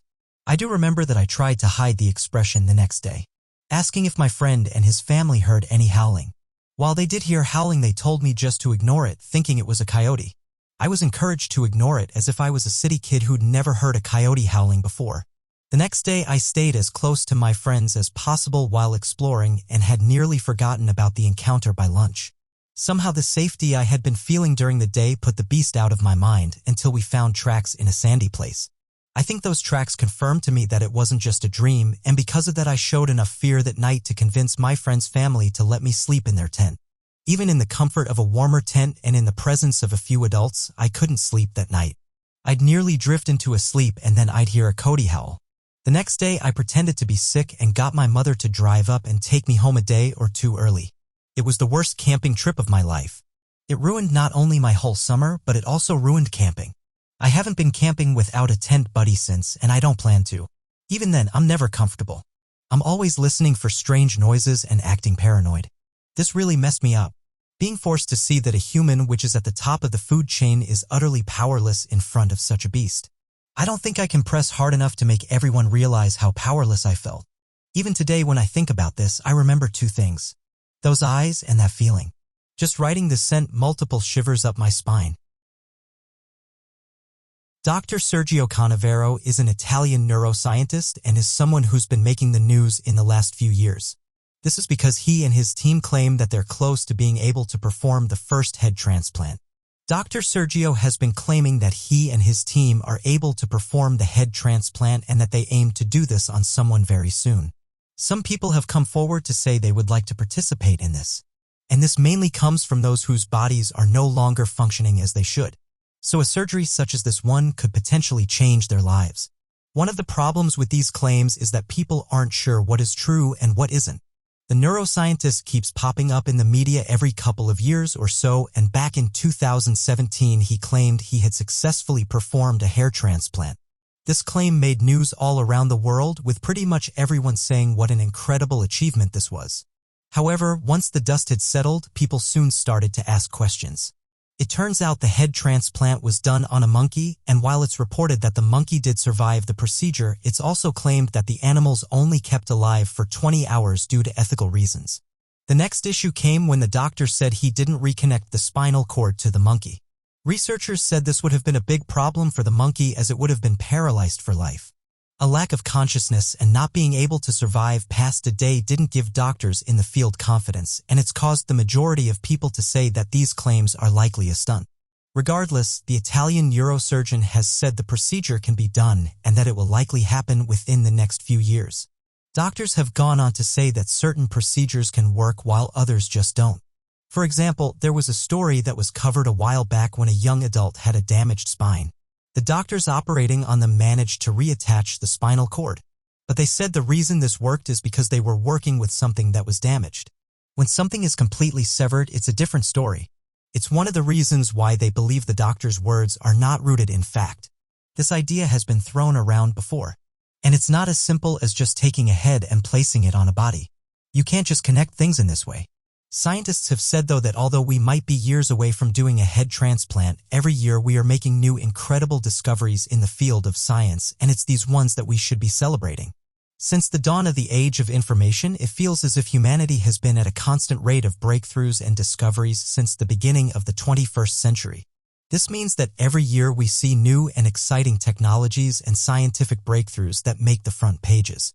One recent breakthrough involves 3D printing, although the technique has been in practice for quite some time. 3D transplanted organs have been making strides in the field of organ development and seen in potential use for people of all kinds all across the world for different reasons. We've already seen humans' heart-growing labs and being built via the use of stem cells and structures built from 3D printed skeletons, but it appears that with recent breakthroughs the process will become more accessible to the public in the coming years. Developing their work on the years of previous research into the field, a team of research scientists from the Imperial College of London and the King's College London have worked around the clock to create new techniques for printing 3D structures to be used for human organs and tissues. They rely on the use of cryogenics to create structures that can mimic the mechanical properties of brain and lung tissues to be used to help repair damaged tissues without risk of rejection from donors and transplants. This could potentially help to solve modern-day medicine issues such as that of transplant rejection, organ and tissue shortages, and perhaps in the near future total blindness in a patient since birth. The potential to help repair and replace any damaged organs in the body, excluding that of the human brain without the expense of an organ donor, could mean the overall life expectancy of a human being going well past triple digits, and perhaps even longer than 150 years. This could mean that a person could theoretically live for hundreds of years longer than previously expected and still be in good enough shape with the addition of transplants and tissue repairs. The universal donor blood also made the news. As many people are aware, the nature of different blood types makes it a difficult problem faced by modern medicine facilities that need to ensure that the right blood type are given to certain people as to prevent an immune response and the rejection of the new blood. This leaves only one blood type known as O to be used as the basis of a universal donor blood type that can be accepted by all blood types in the world. Unsurprisingly, O blood is incredibly rare and leaves many of that specific blood type out of donors when they are faced with issues of blood loss and blood transfusions. Unfortunately, it appears that a recent scientific breakthrough might help research scientists to convert all blood types into the universal donor variation that can be used to help combat blood transfusions issues seen today. This revolutionary breakthrough comes from researchers from the University of British Columbia that believe they've discovered a new enzyme from the human gut that can help convert type A and type B blood types into a type O blood. This is done by using the M-zones to help break down the sugars attached to red blood cells that help the body to distinguish between different blood types to then be allowed to be accepted as a universal donor blood type. There were previously discovered practices that could perform this task, though they were believed to be terribly inefficient. This new practice is believed to be more than 30 times more efficient than previously discovered methods. And we'll see practical clinical trials in the coming years. This could mean that in the next 5 years, this technology could be used to help make all blood types into universal donors and help to solve the chronic blood supply shortage seen all across the world. A. Vailob, who is the chairman of Harvard's Department of Astronomy, claims that he thinks he's found proof of extraterrestrials, and this came in the form of some garbage. He has an upcoming book titled Extraterrestrial, The First Sign of Intelligent Life Beyond Earth, and in it he details that mysterious objects that made its way into our solar system may be proof of extraterrestrials. It's not very often that you get hyper-officials talk about this subject. However, this year alone, many government officials have been quite vocal about the UFO phenomena and have stated in recent years unidentified crafts have been detected in our skies and that these objects need to be taken more seriously. The objects the professor is talking about immediately displayed some strange signs. In this course, scientists and researchers from around the world to speculate what it was. The object was given the name of Oumuamua, but the professor has given some examples of why this object might not be a space rock and that it could actually be a piece of alien technology. On the 19th of October 2017, we were visited by something that scientists couldn't initially explain. It was called Oumuamua, and astronomers first noticed this object traveling through our solar system. The object in question had come from another solar system, and people quickly started to speculate what the object was. It could be seen traveling around the sun and then shooting away again. However, after this it was not to return. Astronomers were able to record data on the object for a short period of time, with them saying that the mysterious object had been in our solar system for over a century. The reason Oumuamua wasn't spotted until 2017 is because it wasn't close enough to reflect enough light for astronomers to pick up. Even when it did get close, it was moving very fast and meant astronomers had very little time to observe it. Once the strange object flew around the sun, it was getting further away, meaning it was getting fainter and fainter. The astronomers' very last observations from Hubble were on the 2nd of January 2018. On the 3rd of May, it was then seen outside of Jupiter's orbit. The first theory that was put forward was that it was an asteroid. The scientists looked at the size of the object, which was 2,600 feet or 800 meters long and around 260 feet or 80 meters wide. However, in June it was reported that astronomers stated that the object was not moving as it should. They picked up on the fact that Oumuamua showed a really strong non-gravitational acceleration. This tells the researchers that its motion indicated that gravity was not the only thing dictating its path. Many people have put forward their theories, one of which is that this object is extraterrestrial in nature. The fact that it moves like nothing researchers have seen before could indicate it's under intelligent control. Most scientists suggested that Oumuamua was likely something natural and that its acceleration was due to a natural phenomenon. The next idea was that this mysterious object was releasing a large amount of hydrogen, and this was causing it to speed up. Interestingly, though, not everyone has agreed with this theory. Going back on the 17th of August, a new paper was published in the Astrophysical Journal Letters. Loeb and Thiam Hong, who are astrophysicists at the Korea Astronomy and Space Science Institute, have said they don't think the hydrogen idea holds up and that it wouldn't work in space. This has caused some excitement as some have gone back to the idea that this is alien tech. After all, there's many strange properties about this object that researchers can't explain. For example, the way it mimicked a comet but yet it didn't have a tail. Also, NASA themselves reported that the interstellar visitor is 10 times long as it is wide and that this aspect ratio is far greater than any asteroid or comet observed in our solar system to date. This giant cigar-shaped object is still up for debate, and it seems with this recent paper being released we aren't any closer to understanding what this mysterious object is. Dr. Bailey from Harvard University said the following about the object. I wouldn't say I believe it's sent by aliens as I am a scientist and not a believer. I rely on evidence to put forward possible physical explanation for observed phenomena. It seems, however, until we have more evidence, we can't come to a conclusion on what this object is.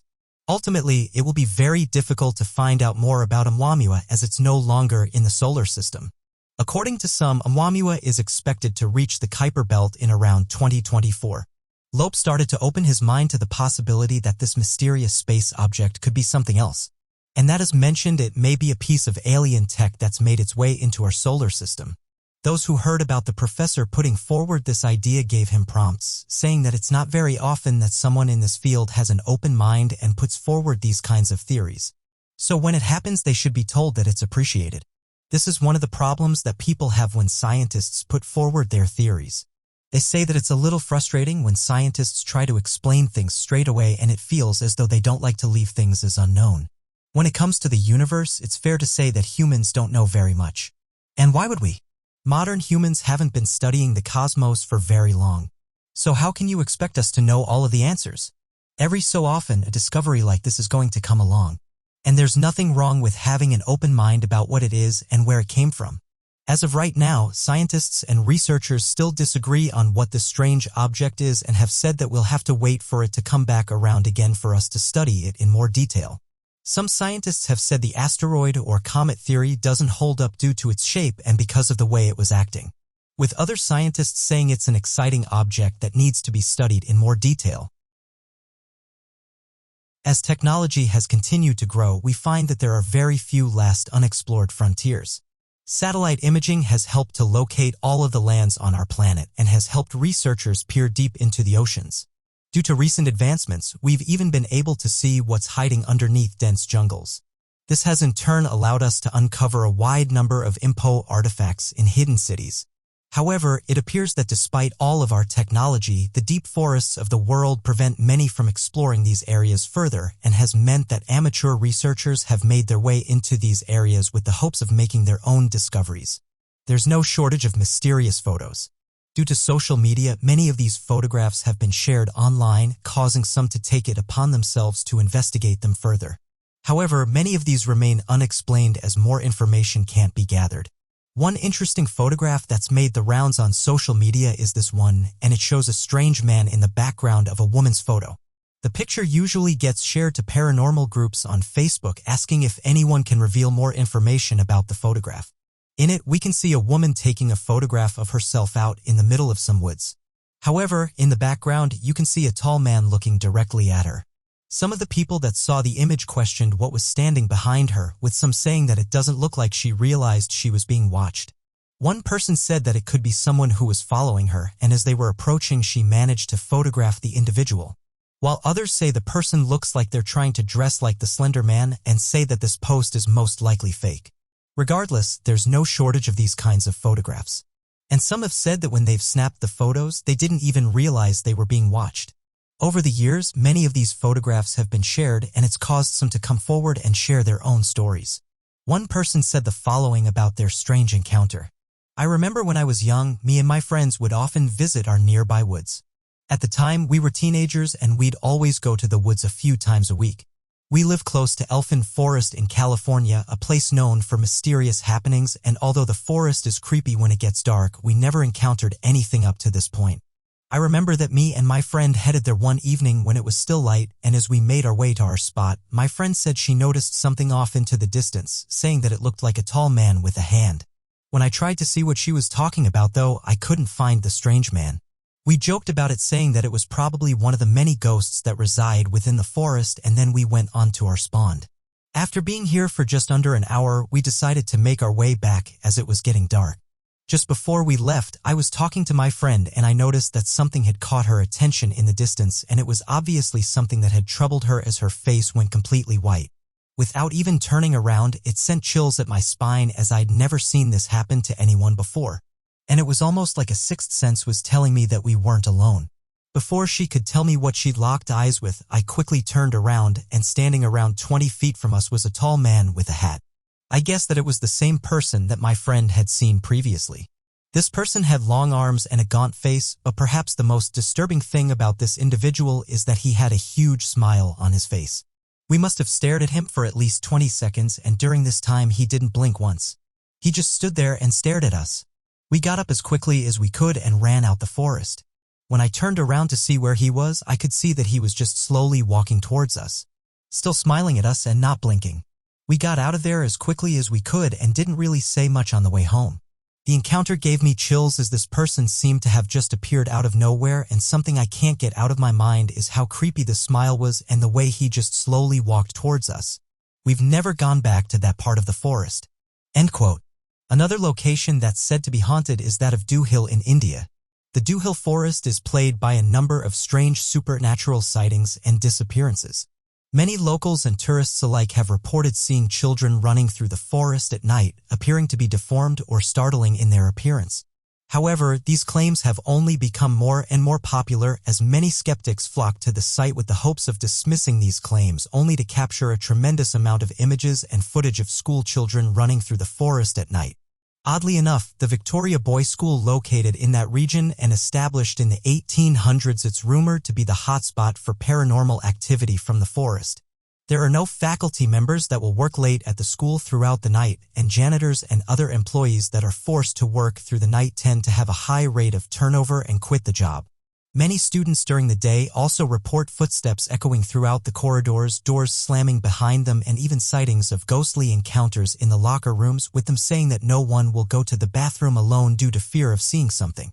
Additionally, given the history the scores had when connected to old British expansion, some are theorized that perhaps a darker history took place in the region, giving birth to such paranormal occurrences.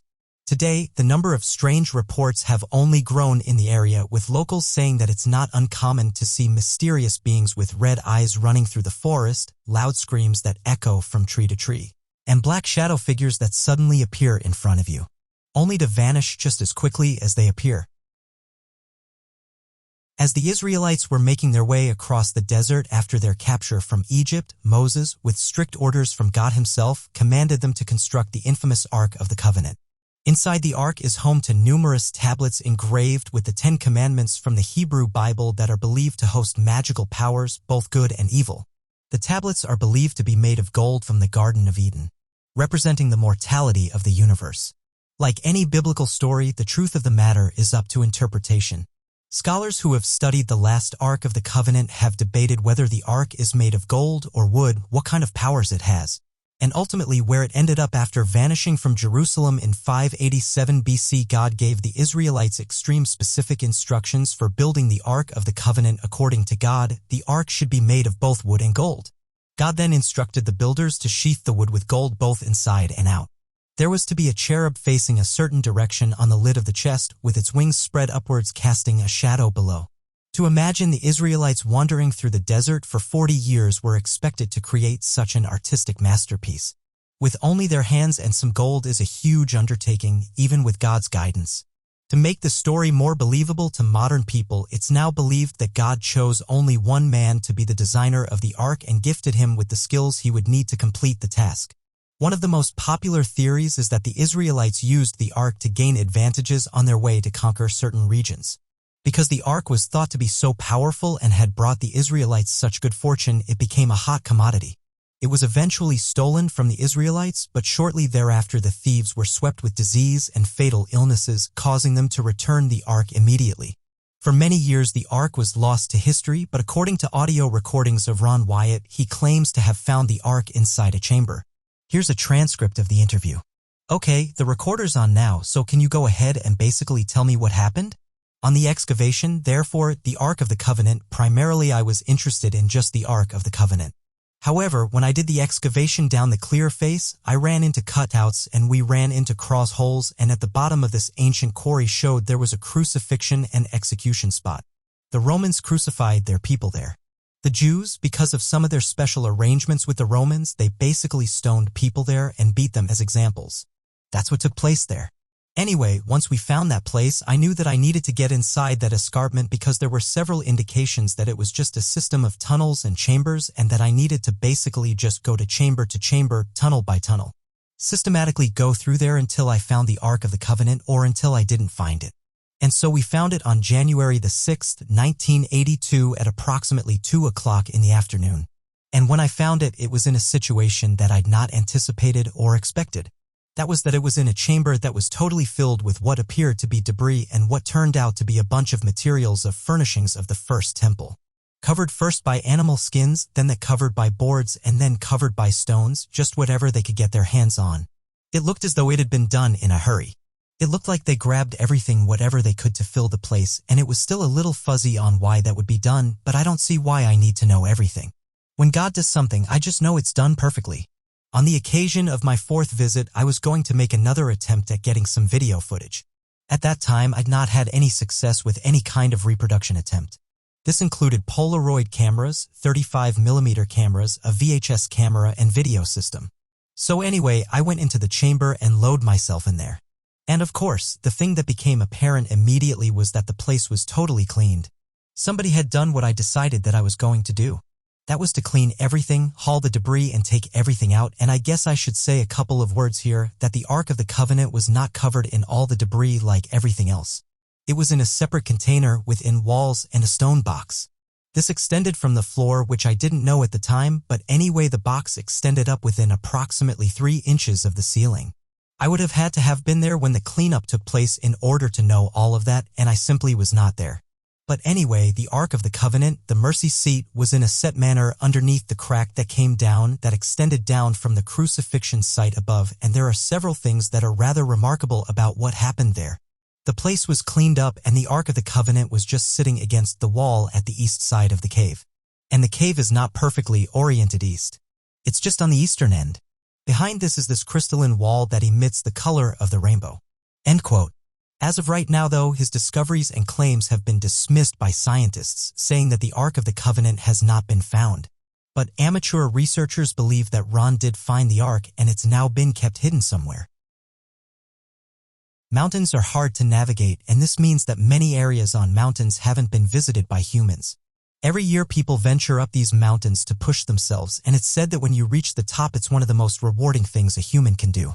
However, during many of these hikes people have reported seeing mysterious things, and this in turn has inspired many stories and legends. The Himalayas is one location where many strange creatures have been reported. Those who have visited the region of Tibet have been told stories of large humanoid creatures sharing the mountains with humans, with the locals saying that these creatures are very much real but try to avoid human contact. These people spent their life on the mountains and they say they're certain about what they're seeing. These large humanoid creatures go by different names: the mountain people, the humanoids, and most famous, the Yeti. The Yeti is described as a giant ape-like creature believed to be found in the Himalayas. Yetis, according to modern-day sightings, are said to stand from 8 to 11 feet tall, have a coat of brown, reddish, or black hair, and are said to resemble a huge upright walking ape. For the last few hundred years, individuals who have ventured to the mountains have reported seeing large humanoids, much larger than modern-day humans. It was reported by those in the region that this area was their home and that anyone who visited this region must respect that these beings were here first. When stories started to spread, it was hard to figure out whether these creatures were actually real or just a type of spiritual being. And this was because some tales would say that if you was ever lost in the mountains, one of these creatures would help guide you back. But this doesn't seem to be the case, as many who have visited this region have said they've seen the large humanoids themselves. One local in Tibet said the following about their encounter. Living in the mountains, we see and are told stories about things that many wouldn't believe. Most of us have lived here our entire lives, and it's allowed us to have a more open approach than people that just visit. We've become accustomed to these conditions and what the mountains offer. We know the paths to take and what lies in the mountains. I know every creature here, big and small, and my recent encounter was unlike anything I'd ever seen. There has always been talks of great men who live in the mountains, and these stories have been passed down by our parents and friends. Our ancestors talked a lot about these creatures, and it's common knowledge that we share the mountain with them. Some of my friends have said they've seen them, but said that it didn't get close. They keep their distance from us and live deep within the mountainous regions. My friends have said to me that they do not harm humans, but they're also not fond of us. On one particular occasion, I decided to go for a hike. After trekking for hours, I reached a slope and could see something in the distance. At first, I thought it was someone who lived nearby, but as I walked closer, I was able to get a good look at it. I could tell that whatever this thing was, it was tall. In fact, to guess, I would say this creature was around 8 feet in height. It also had a deep brown, reddish fur that surprisingly blended into the snowy backdrop. At this point, I would say the creature was around 60 feet from where I was standing. Although I was aware of the creatures, I never thought that I would encounter one. After observing it for several minutes, it suddenly turned its head towards me. Once I gazed into the creature's eyes, I started to get nervous, as this thing was much taller than me. However, after staring at me for what felt like several minutes, the creature soon went on its way. It's an incredible experience that I'll never forget. End quote. So, what are people seeing? One idea that's been put forward in recent years is that these creatures could just be hermits that live up in the mountains, and they're being misidentified as yetis. This would make sense to some degree, as living in these conditions would require you to wear a lot of layers and would in turn make you look a lot bigger than you actually are, giving off the illusion of you being a mountain monster. While others have said a long-extinct animal could be living in the mountains. For years, Bigfoot and Yeti have been nothing but a creature of legend, as there has never been any hard proof of its existence outside of eyewitness reports. However, scientists are now beginning to think they might have an answer for why this supposed mythical creature keeps being reported. Scientists have conducted analysis of the protein structures of 2 phenomenal fossils of Gigantopithecus, and these are estimated to be 2 million years old. The Gigantopithecus has been proven for a fact to have once lived on Earth, leaving behind thousands of teeth and 4 partial jaws that had been discovered in recent years. The fossils proved to be from warm, humid regions believed to be that of Eastern Asia. However, recent teeth found in the swampy regions of the Americas that were thought to be Gigantopithecus have also been analyzed. The tooth enamel protein structure has been found to date back no more than 10,000 years. It's been hypothesized that the Gigantopithecus genome might have split some 12 million years ago. The most common branch devolved into what is known today as the primate family, consisting of monkeys, apes, and gorillas, while the second branch of the genome might have evolved into what is known today as Bigfoot and Yetis. While the main branch slowly developed the human-like features that we know today, the second branch is believed to have extended the Gigantopithecus gene, elongating the arms and increasing the height. It's believed that the second dune could have survived this entire time undiscovered. Its large body also helps it inflame before being seen. Some scientists also believe it's within reason that this second species could have divided into many breeds, resulting in the black, shorter, smellier breed that would inhabit the swampy areas of Florida, and it's been given the nickname of the skunk ape. The taller brown version found in the west closer to the Rocky Mountains and known to be more aggressive, and finally the mountain version that lives in the colder areas such as the Himalayas and that has become known as the Yeti. The ocean is one of the last unexplored frontiers. Every year we discover thousands of new species, showcasing how little we know about our oceans. Interestingly, in recent years, people have come forward and detailed some strange things they've encountered while exploring the oceans. And one of these came from a former National Oceanic and Atmospheric Administration employee. They posted their story on Reddit, but when you try to view it, it's now being taken down. And this was because the individual gave out personal and specific information that went against the guidelines. I tried to reach out to the individual that posted the story, asking if they could put me in touch with the person who told them this story. But they didn't reply, even after reaching out multiple times. As of right now, there's those that believe the story and those that think it's just made up. Here's the unedited story. I am posting this for an acquaintance that does not meet the Reddit requirements for posting in this sub herself. This is not my information, nor am I in any way related to the situation or any actions taken by her. Everything beyond this point is verbatim her story as provided to me. The Navy has worked in conjunction with the government to keep this quiet on all fronts. Other governments have similar systems in place to keep this information strictly in the realm of fiction according to public perception. I am compelled to break my silence and disseminate this information. My colleagues in the organization I've called home for the past 12 years is responsible for keeping one of the greatest genealogical discoveries of all time quiet. The sector I work in has been restructured and downsized, so I'm going to lose my job in May. This post should expedite that process. I began my career with the Redacted office located in Redacted. I hold an MS in Biological Sciences from Redacted and a PhD in Wildlife and Fisheries Sciences from Redacted. In 2012, there was an incident of a few beach whales that were investigated by NAWA and a team from the Navy. This was very thoroughly hushed up immediately afterwards. The whales were full of perfectly circular incisions where large chunks of their flesh had been removed, like cylinders of meat essentially. At first we thought this was done after the beaching, but we learned that they washed up this way. What really caught everyone's attention was the seared flesh around the circumference of the incisions as if they were burned out with lasers. We were all baffled as we had never seen anything like this in marine life. Then we got a call informing us that a small team would be conducting a hydrographic survey of the area using the echo sounder of a local vessel. We typically use a technique called multi-beam sonar to scan and map the seafloor in astounding detail. The data we collect is processed by various parties and is usually uploaded to online databases. We were told that this would not be the case for this expedition. Long story short, we found irrefutable evidence of an advanced humanoid species living under our oceans. Using the multi-beam sonar, we found their dwelling areas and also what appears to be underwater vehicles of some kind. The creatures themselves were tracked by the Navy over the course of 2 weeks using a submersible equipped with special deep-sea observation equipment. The creatures displayed speeds of 70+ knots, faster than the sailfish, which is widely considered to be the fastest creature in the ocean. They were also recorded emitting sounds that resembled marine communications, and instruments also captured the emissions of precision sonoblasts that damaged the hull of the submersible. This is according to the Navy report. There is footage of the creatures, including juveniles. The Navy did not share the video with us, but an officer I spoke with gave the following description. They don't look real. They look like computer animation or something. They have a glow around their entire body and they move really fast.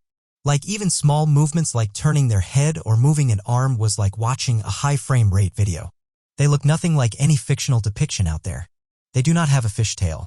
They are completely humanoid but extremely thin and tall. Their bodies were covered in a material resembling elemental mercury that looked like it was moving. They were very interested in the submersible and seemed to know that they were being observed, as a few times they would swim off and then come back with more creatures. We observed at max 5 of them at once, varying sizes but otherwise identical in appearance. Their eyes were completely white and there was no visible hair nor any features that implied male or female. No visible ears, and their mouths were wide and lipless. We flashed sequences of lights at them, sounds, and even extended a robotic arm on the submersible to try and get some kind of physical sample or DNA from the specimens or the water nearest to them. We don't know how they were swimming, as they weren't wading or moving their bodies the way a fish or even a human would underwater. They were capable of just moving rapidly in any direction without the need to change positions or swim. In fact, during the majority of the observations, they were just floating motionless without losing or gaining buoyancy. Now they were also cross-observed via sonar, some very large. They would move faster than anything seen capable of moving underwater. They were not seen or recorded on video, just on sonar. They would at times disappear completely while being observed, as if they left the water or cloaked themselves. We have 2 weeks worth of data on just this one area. We were made aware that this is just one spot around the world where these creatures reside, hidden from view. A briefing that I was able to read during a meeting indicated that the Mariana Trenches were the largest concentration of these creatures reside, and that they seemed to be completely unaffected by the DEM structures believed to be their dwellings units. Have been mapped. They are perfectly hexagonal and joined together like a honeycomb. Their composition is unknown. The Navy confiscated most of the hard evidence. All we have are some sonar readings that are only anomalous if you know what you're looking for. I want everyone to know this information. We are not alone, but they aren't from space. In order to exist at these depths and under astronomical pressures, these beings are either invincible or they've evolved so far beyond us that they have some kind of technology that negates both of these dangers. This is actively being covered up by every lettered organization and by our military. Other nations are aware of these beings, and I believe some authentic videos may even be mingled in all of the doctor's stuff. The sightings in Kiryat Yam were authentic. We mapped a collection of their dolings of the coast near Cyprus Island. UFO sightings are seen by thousands of people across the world, but for some the encounter doesn't stop after the craft has left the scene.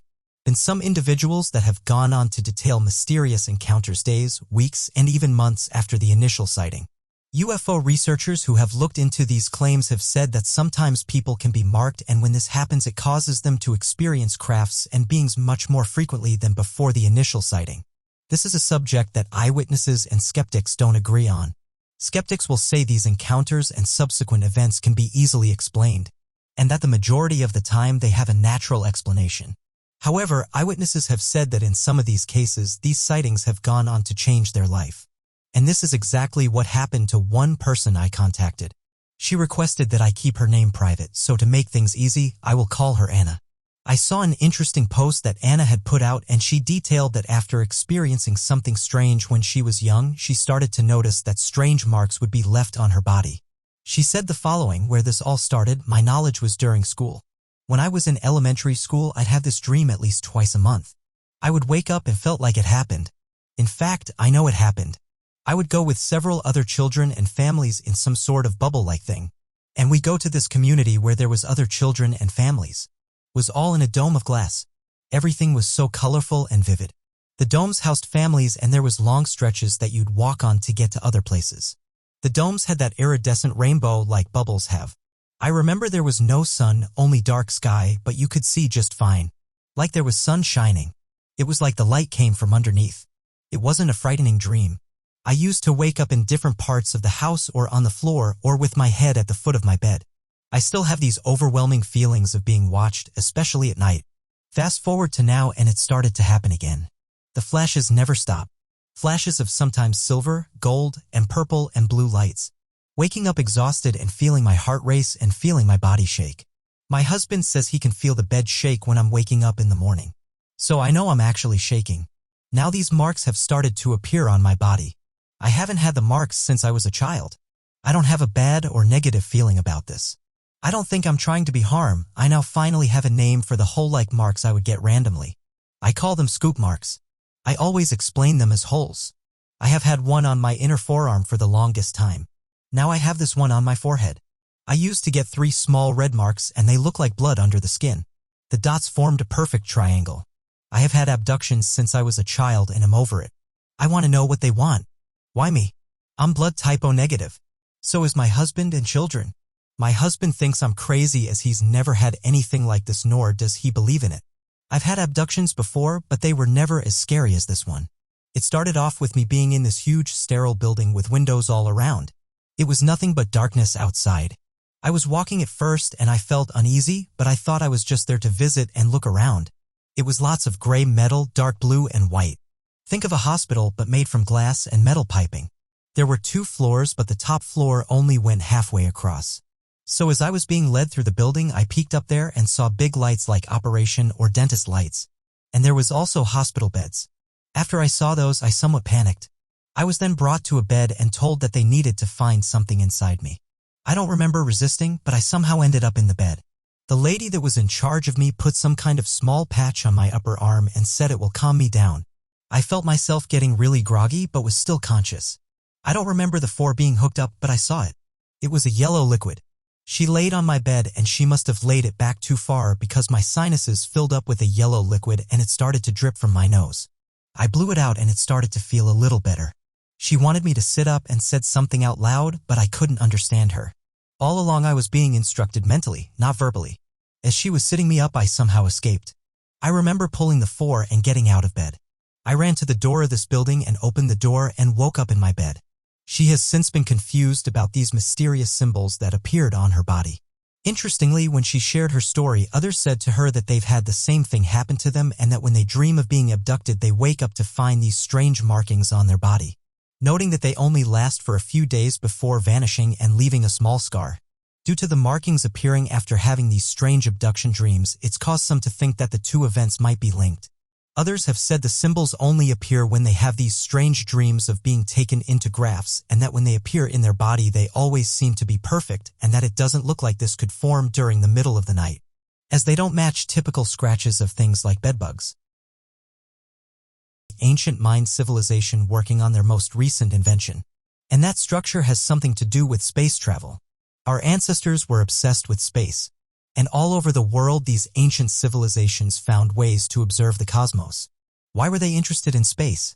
And what do these carvings show us? In recent years, researchers have been able to find writings that prove that ancient man was interested in the stars. This discovery was made in 1961 in Romania. An engineer discovered a strange-looking manuscript. While looking through the ancient papers, something caught the researchers' attention. It turns out the papers were detailing concepts about rocketry, and this existed in a time when these types of things weren't meant to be around. The individual who worked in these designs was a man by the name of Comrade Haas, and he lived between 1509 and 1576. Interestingly, although he was able to design these incredible concepts of rocketry, not much is known about his life. But due to the findings by the engineer, this caused scholars and researchers to become much more interested in this man. One of the first things the researchers noticed was that these drawings were very similar to that of the multi-stage rockets.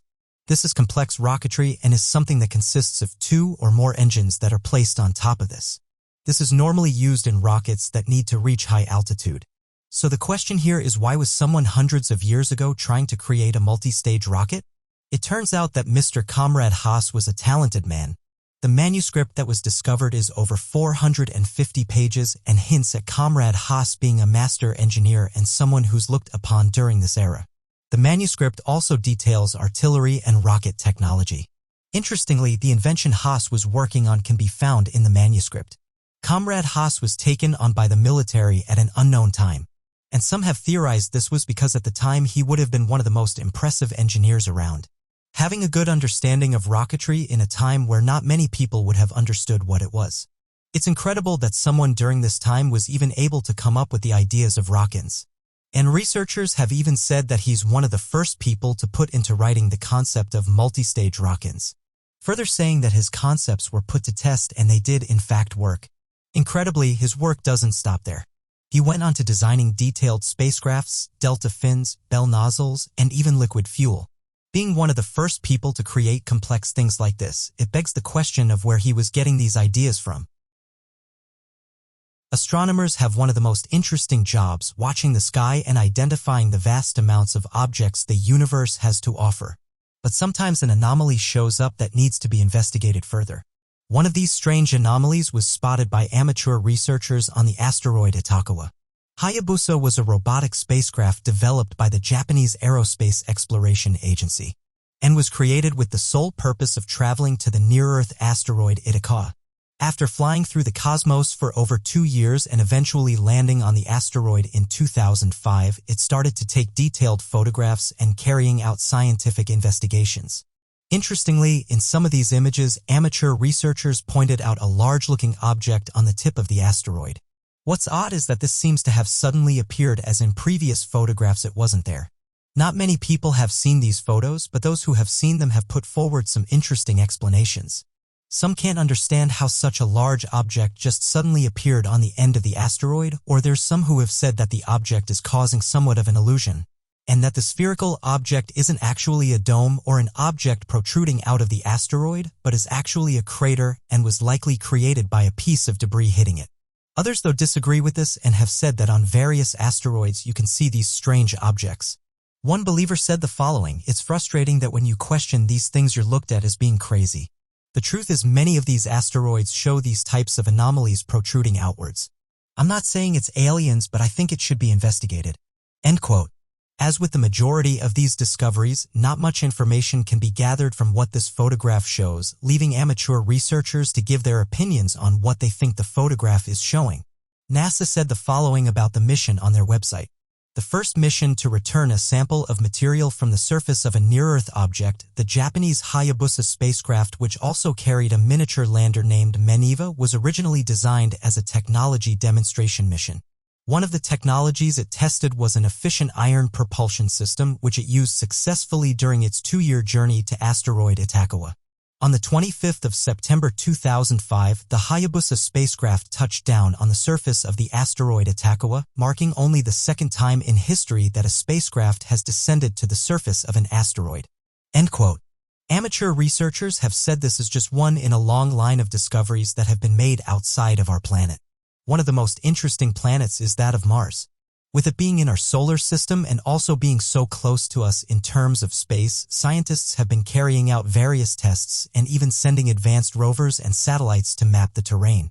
This has given scientists a much better understanding of its environment and what else happens here on a day-to-day basis. However, various photographs that have been sent back over the years have only caused more confusion about what's really going on, as various amateur researchers have suggested there could be life on Mars.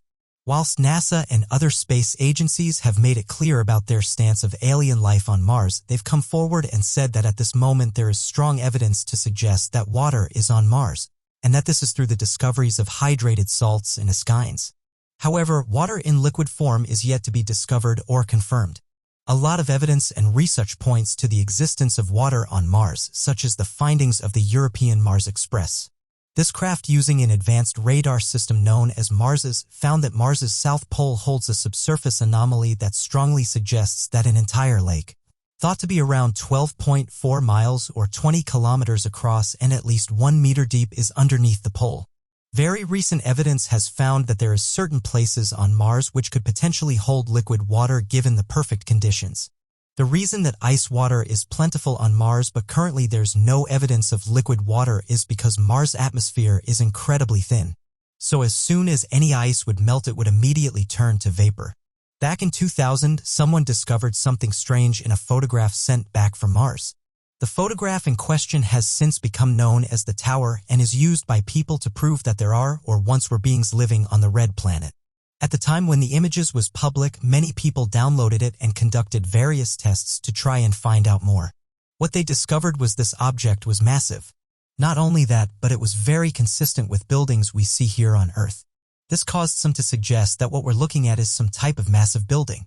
Those who have carried out measuring techniques suggested that it measures 3.9 miles or 6.3 kilometers. This only caused more confusion, as how could such a massive skyscraper-like object form naturally? To further back up this claim, those who discovered the object point to the massive shadow that can be seen being casted behind it, proving that whatever this is, it's big enough to cause a shadow. It's important to note as well that this photograph was taken by the Mars Orbiter Surveyor. This was launched on the 7th of November 1966. It had taken years to build this incredible piece of equipment, but it's noted by NASA as being the first successful mission to the Red Planet in over 20 years. The orbiter finally reached the Red Planets back in March of 1999, where it would go on to map the terrain from low altitude. Since this date, it's sent back thousands of images, interestingly, many of which haven't been studied by researchers or scientists, and which some say do hide interesting anomalies that could help us to understand the planet's environment. This early surveyor was able to tell scientists a lot about Mars' surface, environment, atmosphere, and interior. The camera that was on the Mars orbiter was able to send back some incredible images that would help us to understand how we would approach the planet in the future when it came to missions. Although humans have done a great job at exploring various regions on our planet, two that are still relatively unknown are that of the oceans and jungles. Today, researchers are still finding evidence of lost civilizations under the dense jungle growth, helping to give us an insight into previously unknown artifacts. Today, things like cloud technology is being used to help us navigate our way through these clustered regions, with scientists saying that this technology is helping us to uncover worlds we previously didn't know existed. For example, back in 2018, over 60,000 mine ruins were uncovered in Guatemala. To give you an idea of how dense the jungles is in this area, one archaeologist stated that one of the finds was made within 150 feet, but due to the thick vegetation they never spotted it. It's not just lost civilizations and artifacts that lie beneath our world's jungles. Various unknown species of animals are still being discovered today, with researchers saying that every year thousands of new species are being discovered, showing us that there's still much to learn about our natural world. Then there's reports made by people who allegedly encounter creatures known as cryptids. These are animals that are not recognized by science, with some of the most famous ones being that of Bigfoot and the Loch Ness Monster.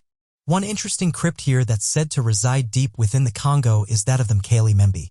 Due to the amount of strange creatures reported from this region, it's led some to name this location as Earth's real-life Jurassic Park. The Mkali-Membe, when translated, means the one who stops the flow of rivers. It's a mysterious creature that's been mentioned in different stories by the people who live in the Congo River Basin. These people have the most contact with this creature and are said to have encountered it many times. Mkali-Membe is often described as a half-dinosaur, half-elephant, and is claimed by people to live in Lake Teli near the Congo River in Africa. No scientific proof has been found that such an animal ever existed, but that hasn't stopped various reports coming onto this area.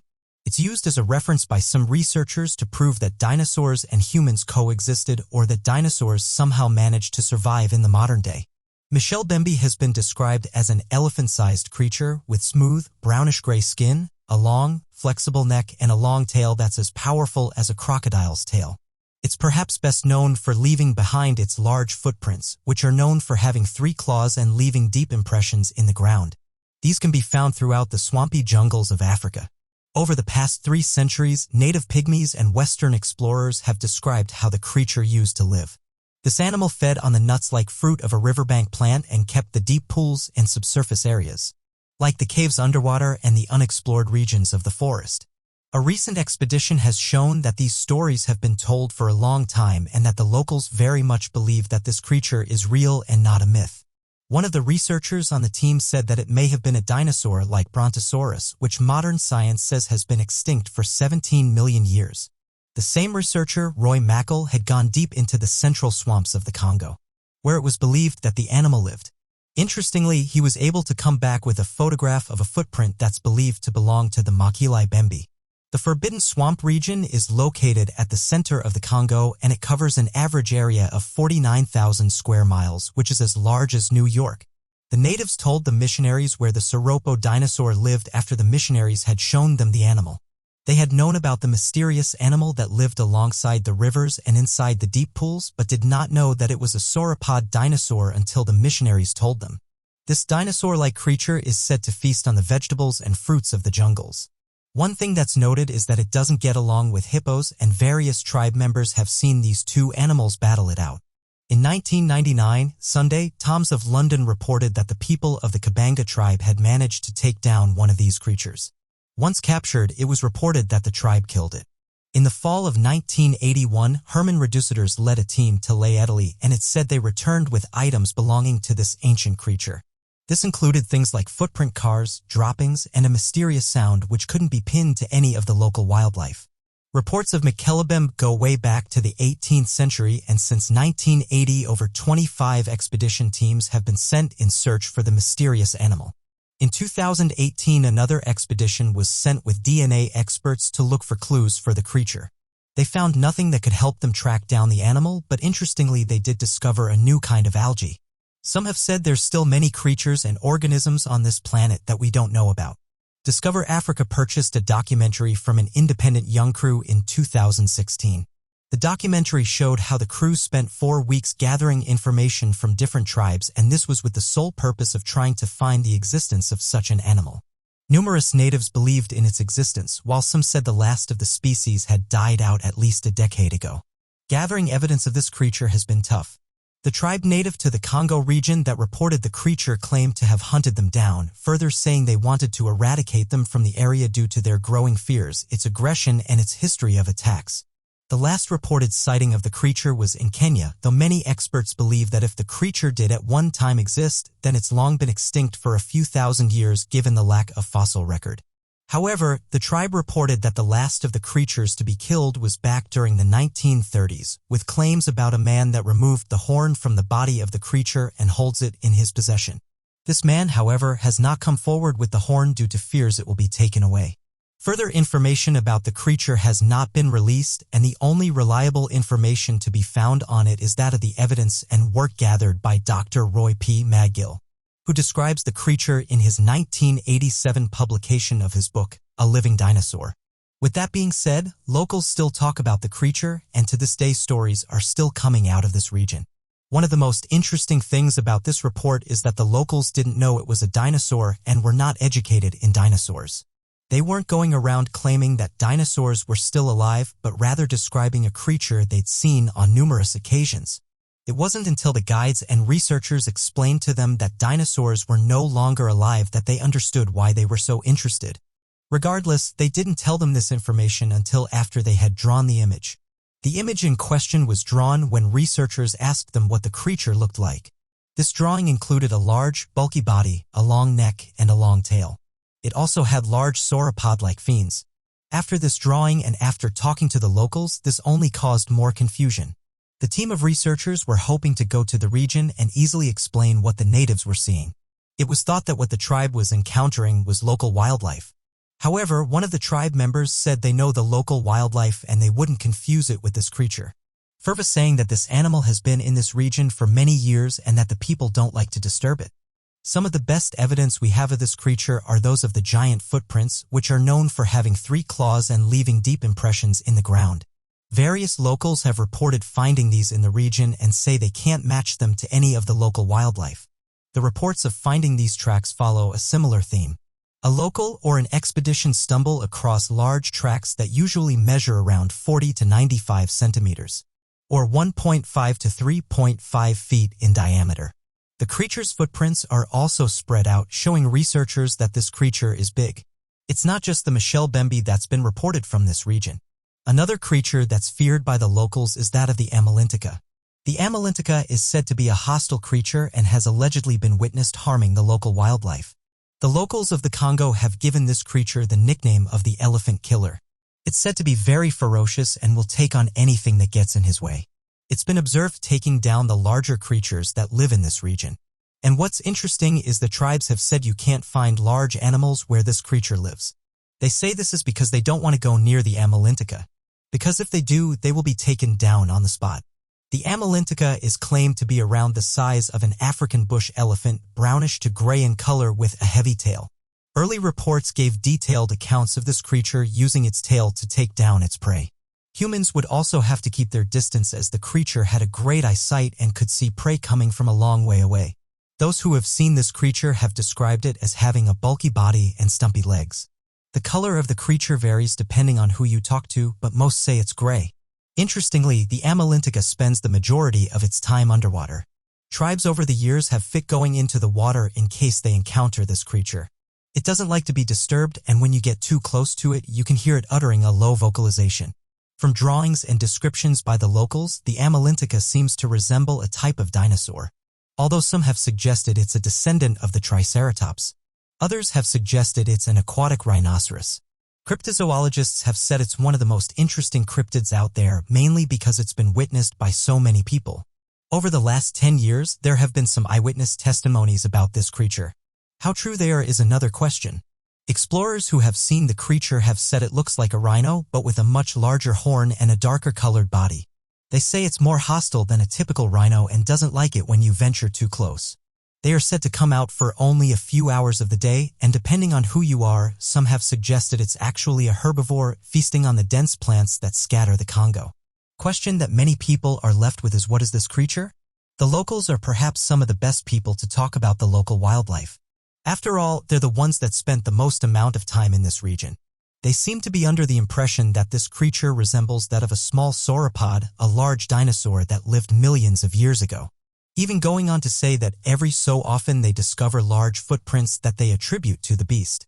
Skeptics point out that how could such a large creature live in this region without being detected?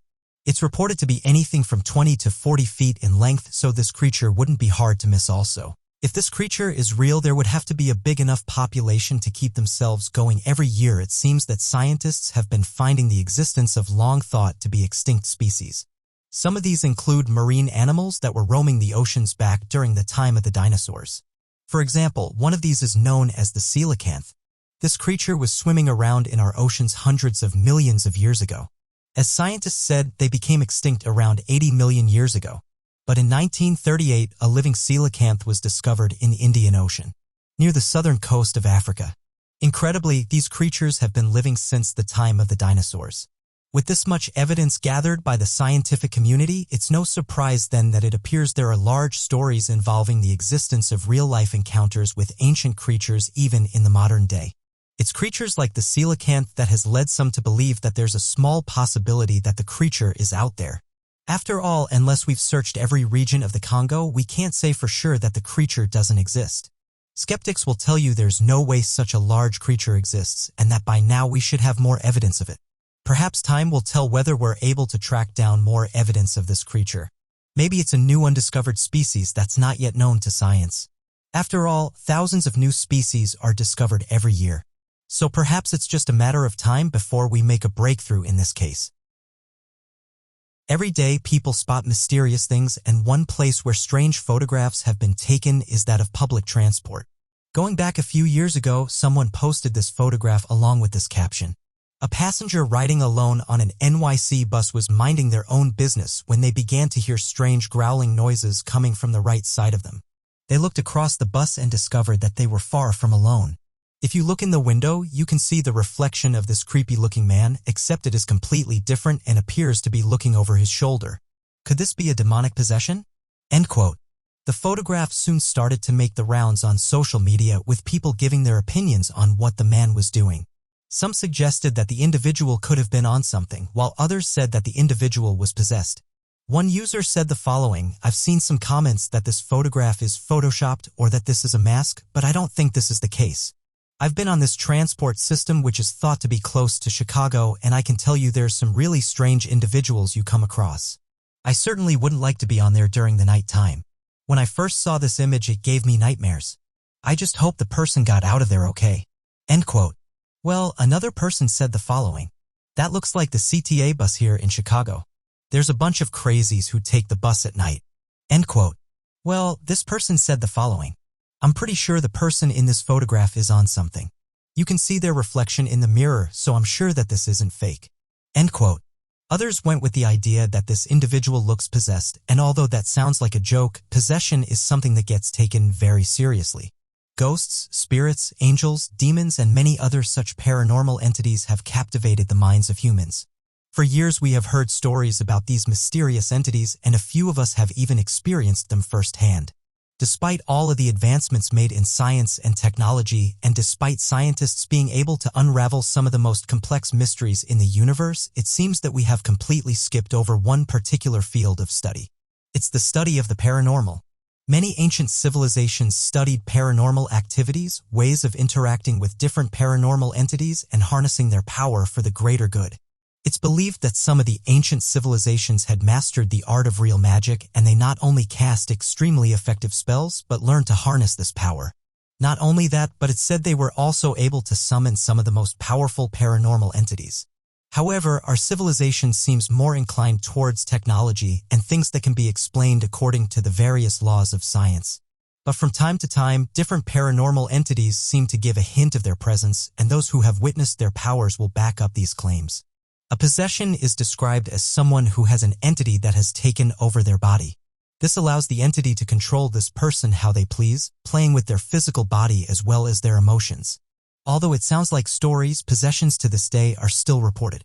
Science has taken a stance on this and has said it usually happens to people that have problems and that the brain is not healthy in the individuals that experience this.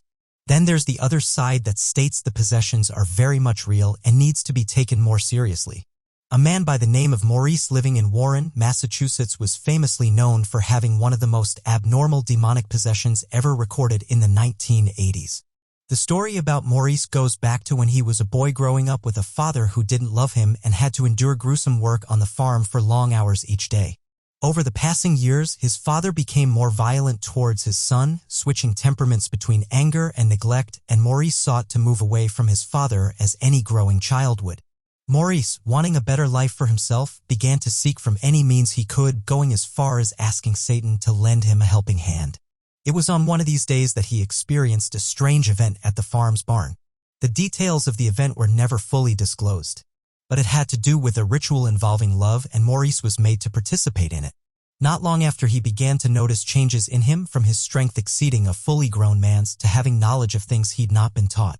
It was not until 1985 that the town began to notice several strange things happening to Maurice, from blood randomly appearing on him or his home to fire breaking out, and cases of Maurice appearing in more than one place at a time. Many people were witness to the happenings, including a police officer. Ed and Lorraine Warren, the famous paranormal investigators, were brought in and were able to resolve the case. This was when they realized the situation was that of a possession rather than a usual haunting. They summoned Bishop Robert McKenna, who conducted the exorcism ritual. They were successful with the exorcism. However, Ed Warren almost lost his life in the process.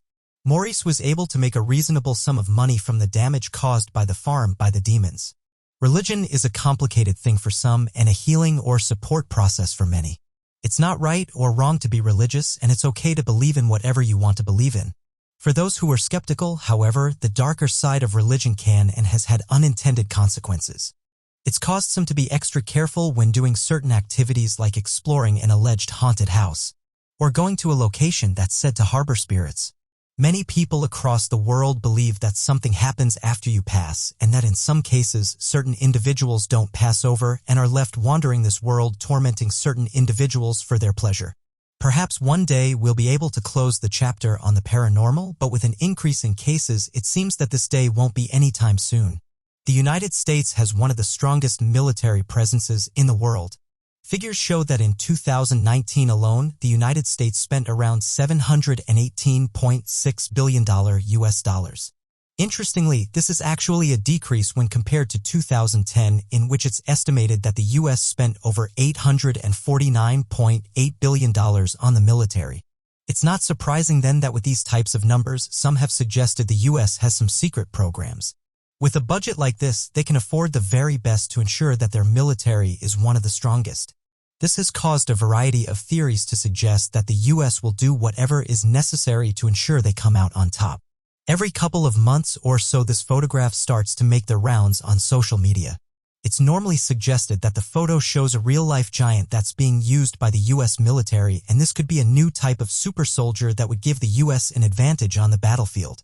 As with the majority of these photographs, tracking down information on it has proven difficult.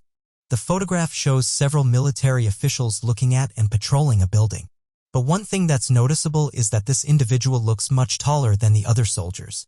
The majority of the men look average size, ranging from 5 to 6 feet. But the taller man that can be seen looks to be around 7 to 8 feet, with some suggesting that they may even be taller. It's these types of photographs that get used to back up theories that the United States military is using giants, and that they're only used during special operations to ensure they don't get seen. Others have said these large soldiers have been found in other photographs, and again, estimations put these individuals at being between 7 to 8 feet in height. There are also theories that have been spread that these soldiers have been created in lamps.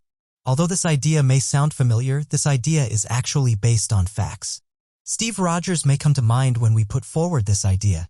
U.S. officials have said they're working on programs that could see super soldiers become a reality within the next 30 years.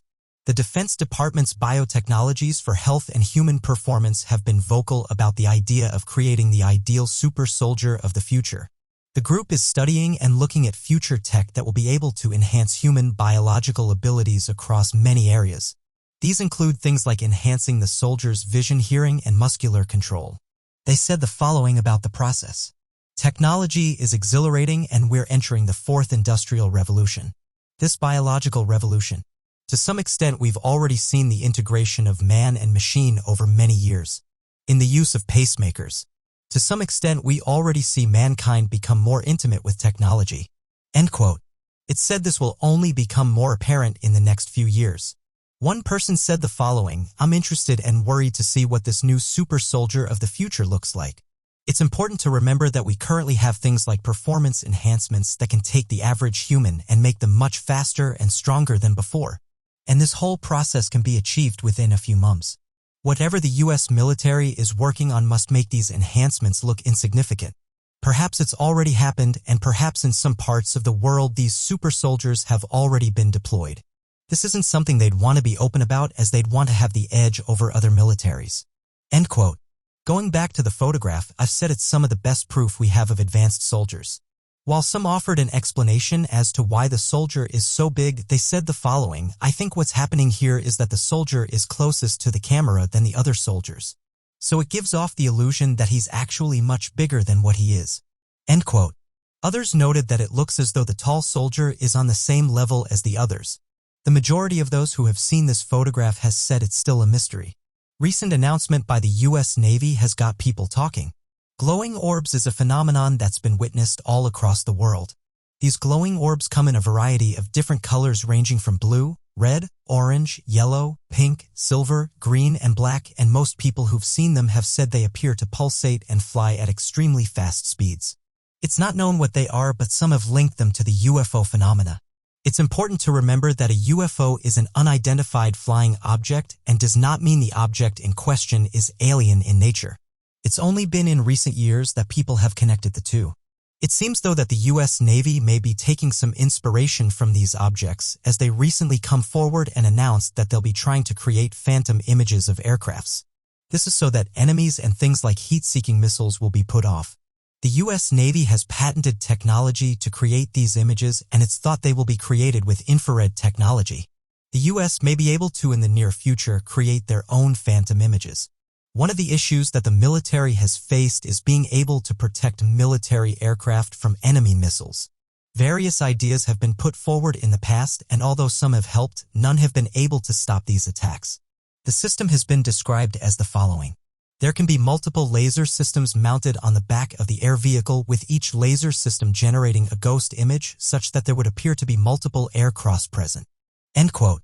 Interestingly, this is coolsome to say that the US has already been using this tank, and this could be behind some UFO sightings that have been reported.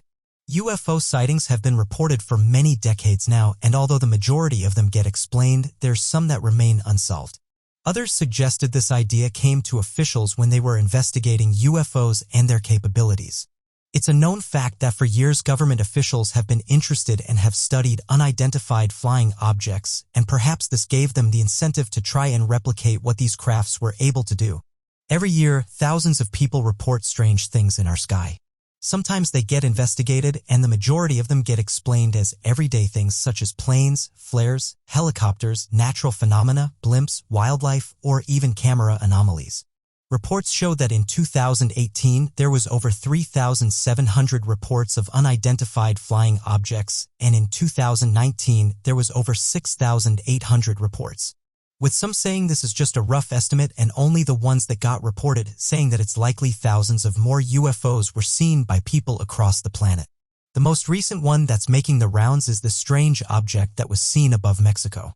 Residents have reported that a large black structure was seen hovering in the sky, while other residents said the object came through what appeared to be a portal. As with the majority of these types of sightings, different theories were put forward to explain what was seen. One woman called Veronica detailed that the object was large and that it was hard to see what shape it was. She went on to say that the object in question made no noise and that it was easy to see because of how big it was. Others carried on with this and said they saw the craft come through what looked like a portal.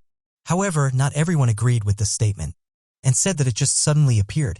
Once the photograph was posted on social media, other people came forward and said they'd seen something similar.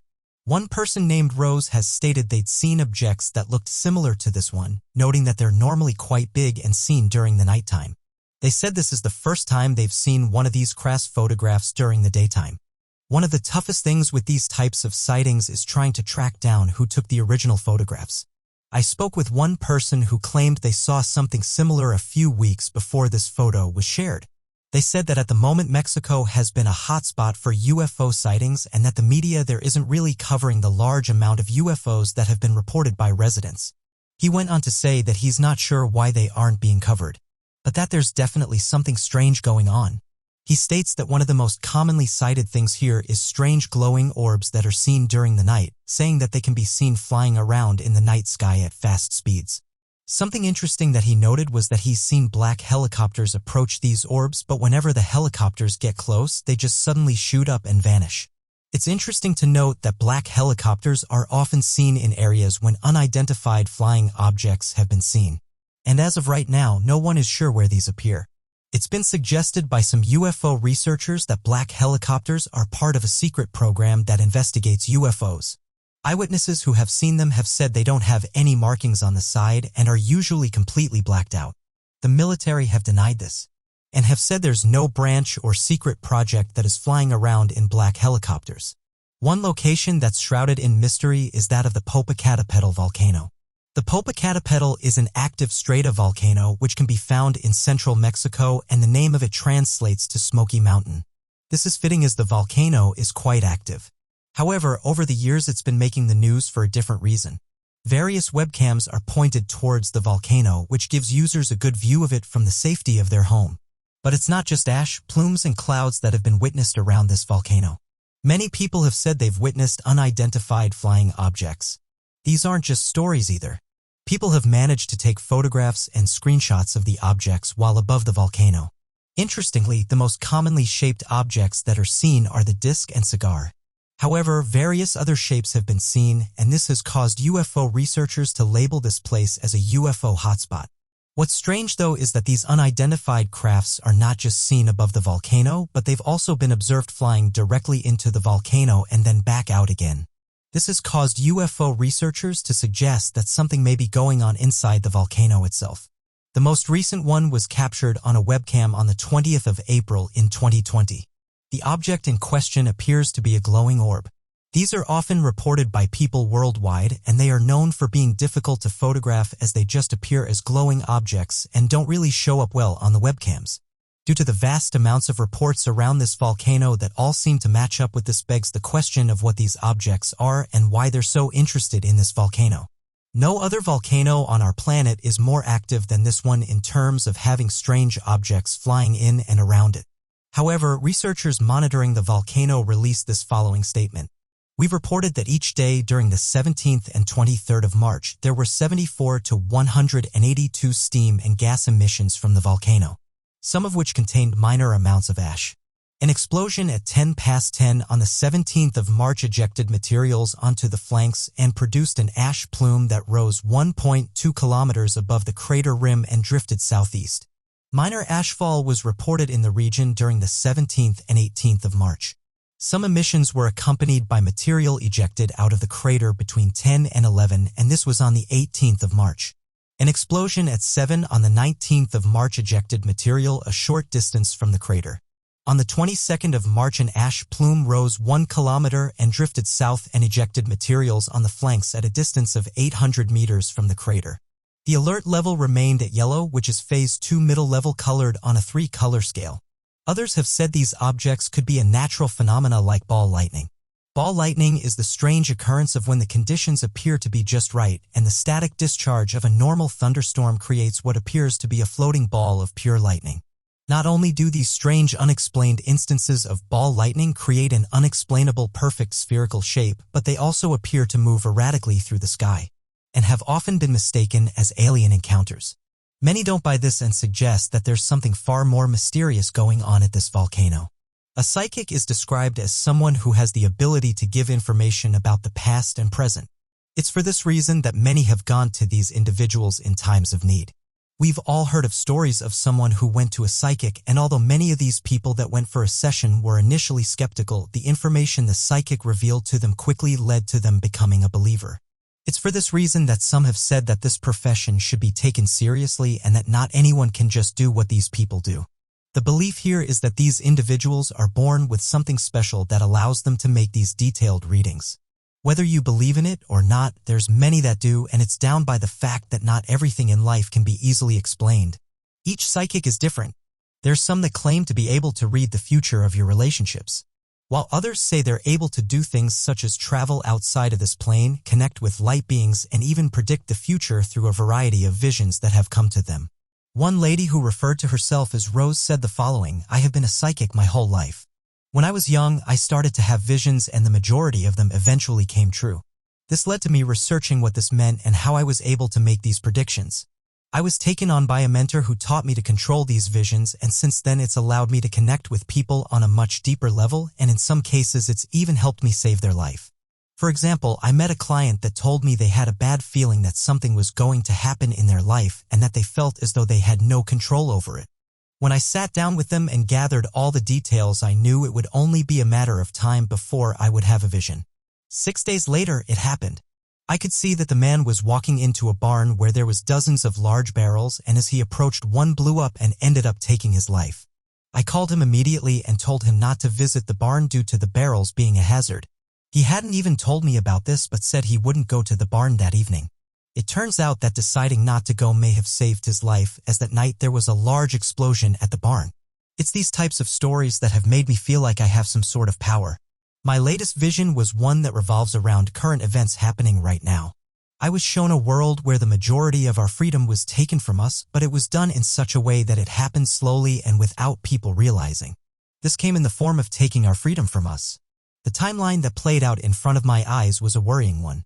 This year will cause fear, grief, and desperation for many, and things don't seem to get any better. One thing that kept coming up in the vision was seeing people have small objects placed inside their hand. The only way I can describe this is that it looked like a small microchip. The next thing that stood out to us, they will no longer be a middle class. Instead, the future would just consist of rich people and people in the poverty line. This will cause even more division than there currently is and will involve the government pushing for further restrictions. I'm not someone that believes in outlandish theories, and I really hope this is a vision that doesn't come true. But I'm just worried, as many of my visions in recent years have come true. End quote. Skeptics, though, don't believe in these claims and say that pretty much anyone can make these types of announcements that aren't based on facts. With one skeptic saying the following, "For me, the whole idea of being able to tell the future is based on a lie." One of the issues with these types of people is that every so often they might make a claim that does eventually come true. And then those who are naive will take this as fact and believe that this person has supernatural abilities. It's easy to see how the idea of someone possessing superpowers is flawed. If you make enough predictions, at some point, one of them is going to sting. End quote. However, there's others who have said that psychics have told them specific details about their life that no one else would know about. And it's for these reasons they believe that some people in this world do possess some sort of power. Many people have heard of Nostradamus, the 16th century French astrologer who was able to see into the future, subsequently predicting many major world events. Although he died over 500 years ago, the modern world has its very own 20th century Nostradamus, and this was in the form of a lady from Bulgaria. Her name was Baba Vanga. She would eventually become known as the Prophet of the Balkans. She was raised in Stromager, a village resting at the foot of a volcanic mountain range in what was then the Ottoman Empire. She lived an ordinary life for the first 12 years of her life. However, a free tornado that tore through her village changed that. She was caught by a powerful gust of wind and thrown high into the air. Once she reached the ground, she was then trapped for days underneath the rubble and dust. It was here that the little girl experienced her first vision, and she had realized she had been given the ability to predict the future. This would be at the cost of her eyesight, and so while she lost the sight of the present, she seemingly gained sight of the future. Claiming her abilities had something to do with the presence of invisible creatures that gave her information about future occurrences. Hundreds of predictions were made by Baba Vanga, many of global significance. Some of them speak of humans turning into cyborgs, live robots, animals becoming half-humans, and new religion, new signals from space, and even an artificial sun that uses nuclear energy. China has recently made headlines as being the first to land a probe on the dark side of the moon. The spacecraft has taken photos of the moon's far side before, but no lander has ever touched down there. This venture could prove that China is going to be a leading power in space exploration alongside the US and Russia. China is now the first nation to land on the side of the moon facing away from Earth. On board the Changfu, there is a robotic rover.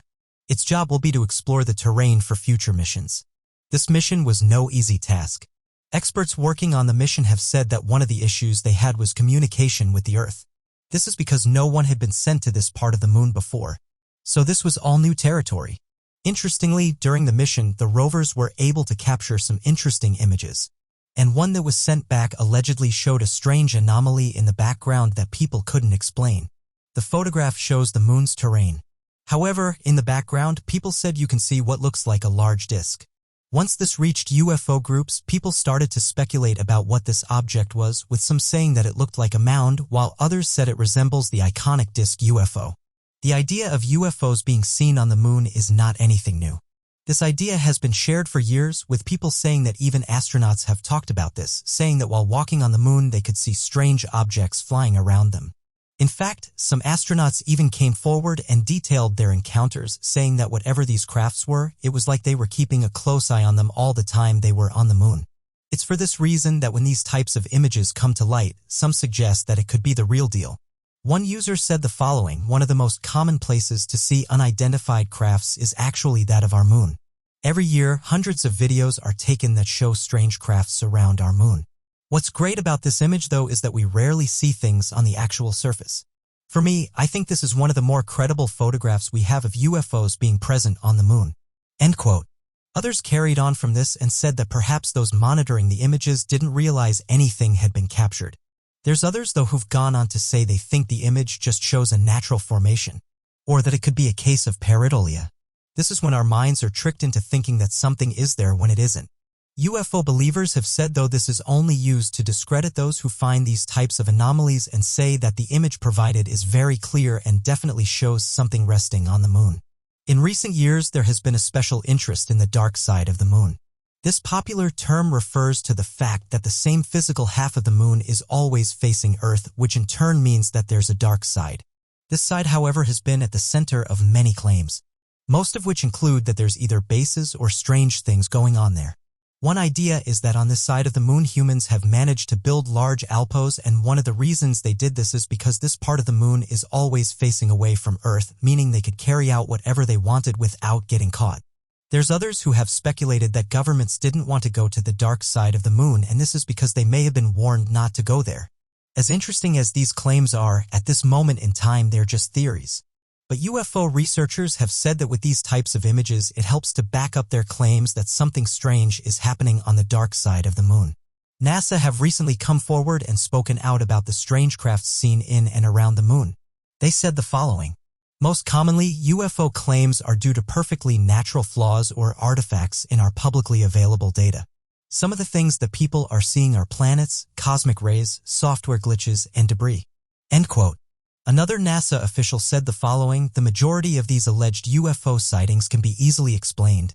One of the things that people see is space debris that's made its way in front of the cameras.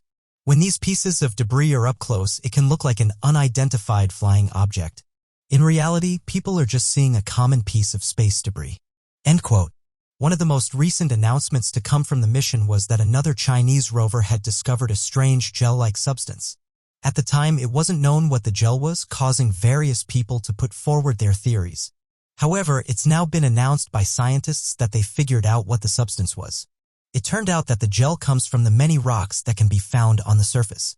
Scientists went on to say that this gel-like substance was locally created when rocks melted together. This could have happened when a meteorite struck the surface of the moon, causing a massive amount of heat to melt the surrounding rocks. The strange gel was discovered back in July of 2019. Chinese officials stated that this find was strange, as you don't normally find something like this on the moon. Photographs soon started to make the rounds, which showed a part of the moon that looked glossy. Scientists then said that after more detailed photographs were sent back, it backed up their theory that this substance was created by immense heat. This research was published in the Earth and Planetary Science Letters. It seems that China isn't stopping anytime soon. They announced that by 2030 the first Chinese astronauts will be setting foot on the moon. This is only the beginning for the Chinese space program, as they are planning to build their own space station by 2022. So what do you guys make of this interesting photograph? Do you think it shows an unidentified flying object resting on the lunar surface? Or do you think this is a case of pareidolia? Be sure to leave your questions and answers in the comments section below and help us to grow this community while working to solve these unexplained mysteries. Thank you for watching, and don't forget to subscribe for more videos.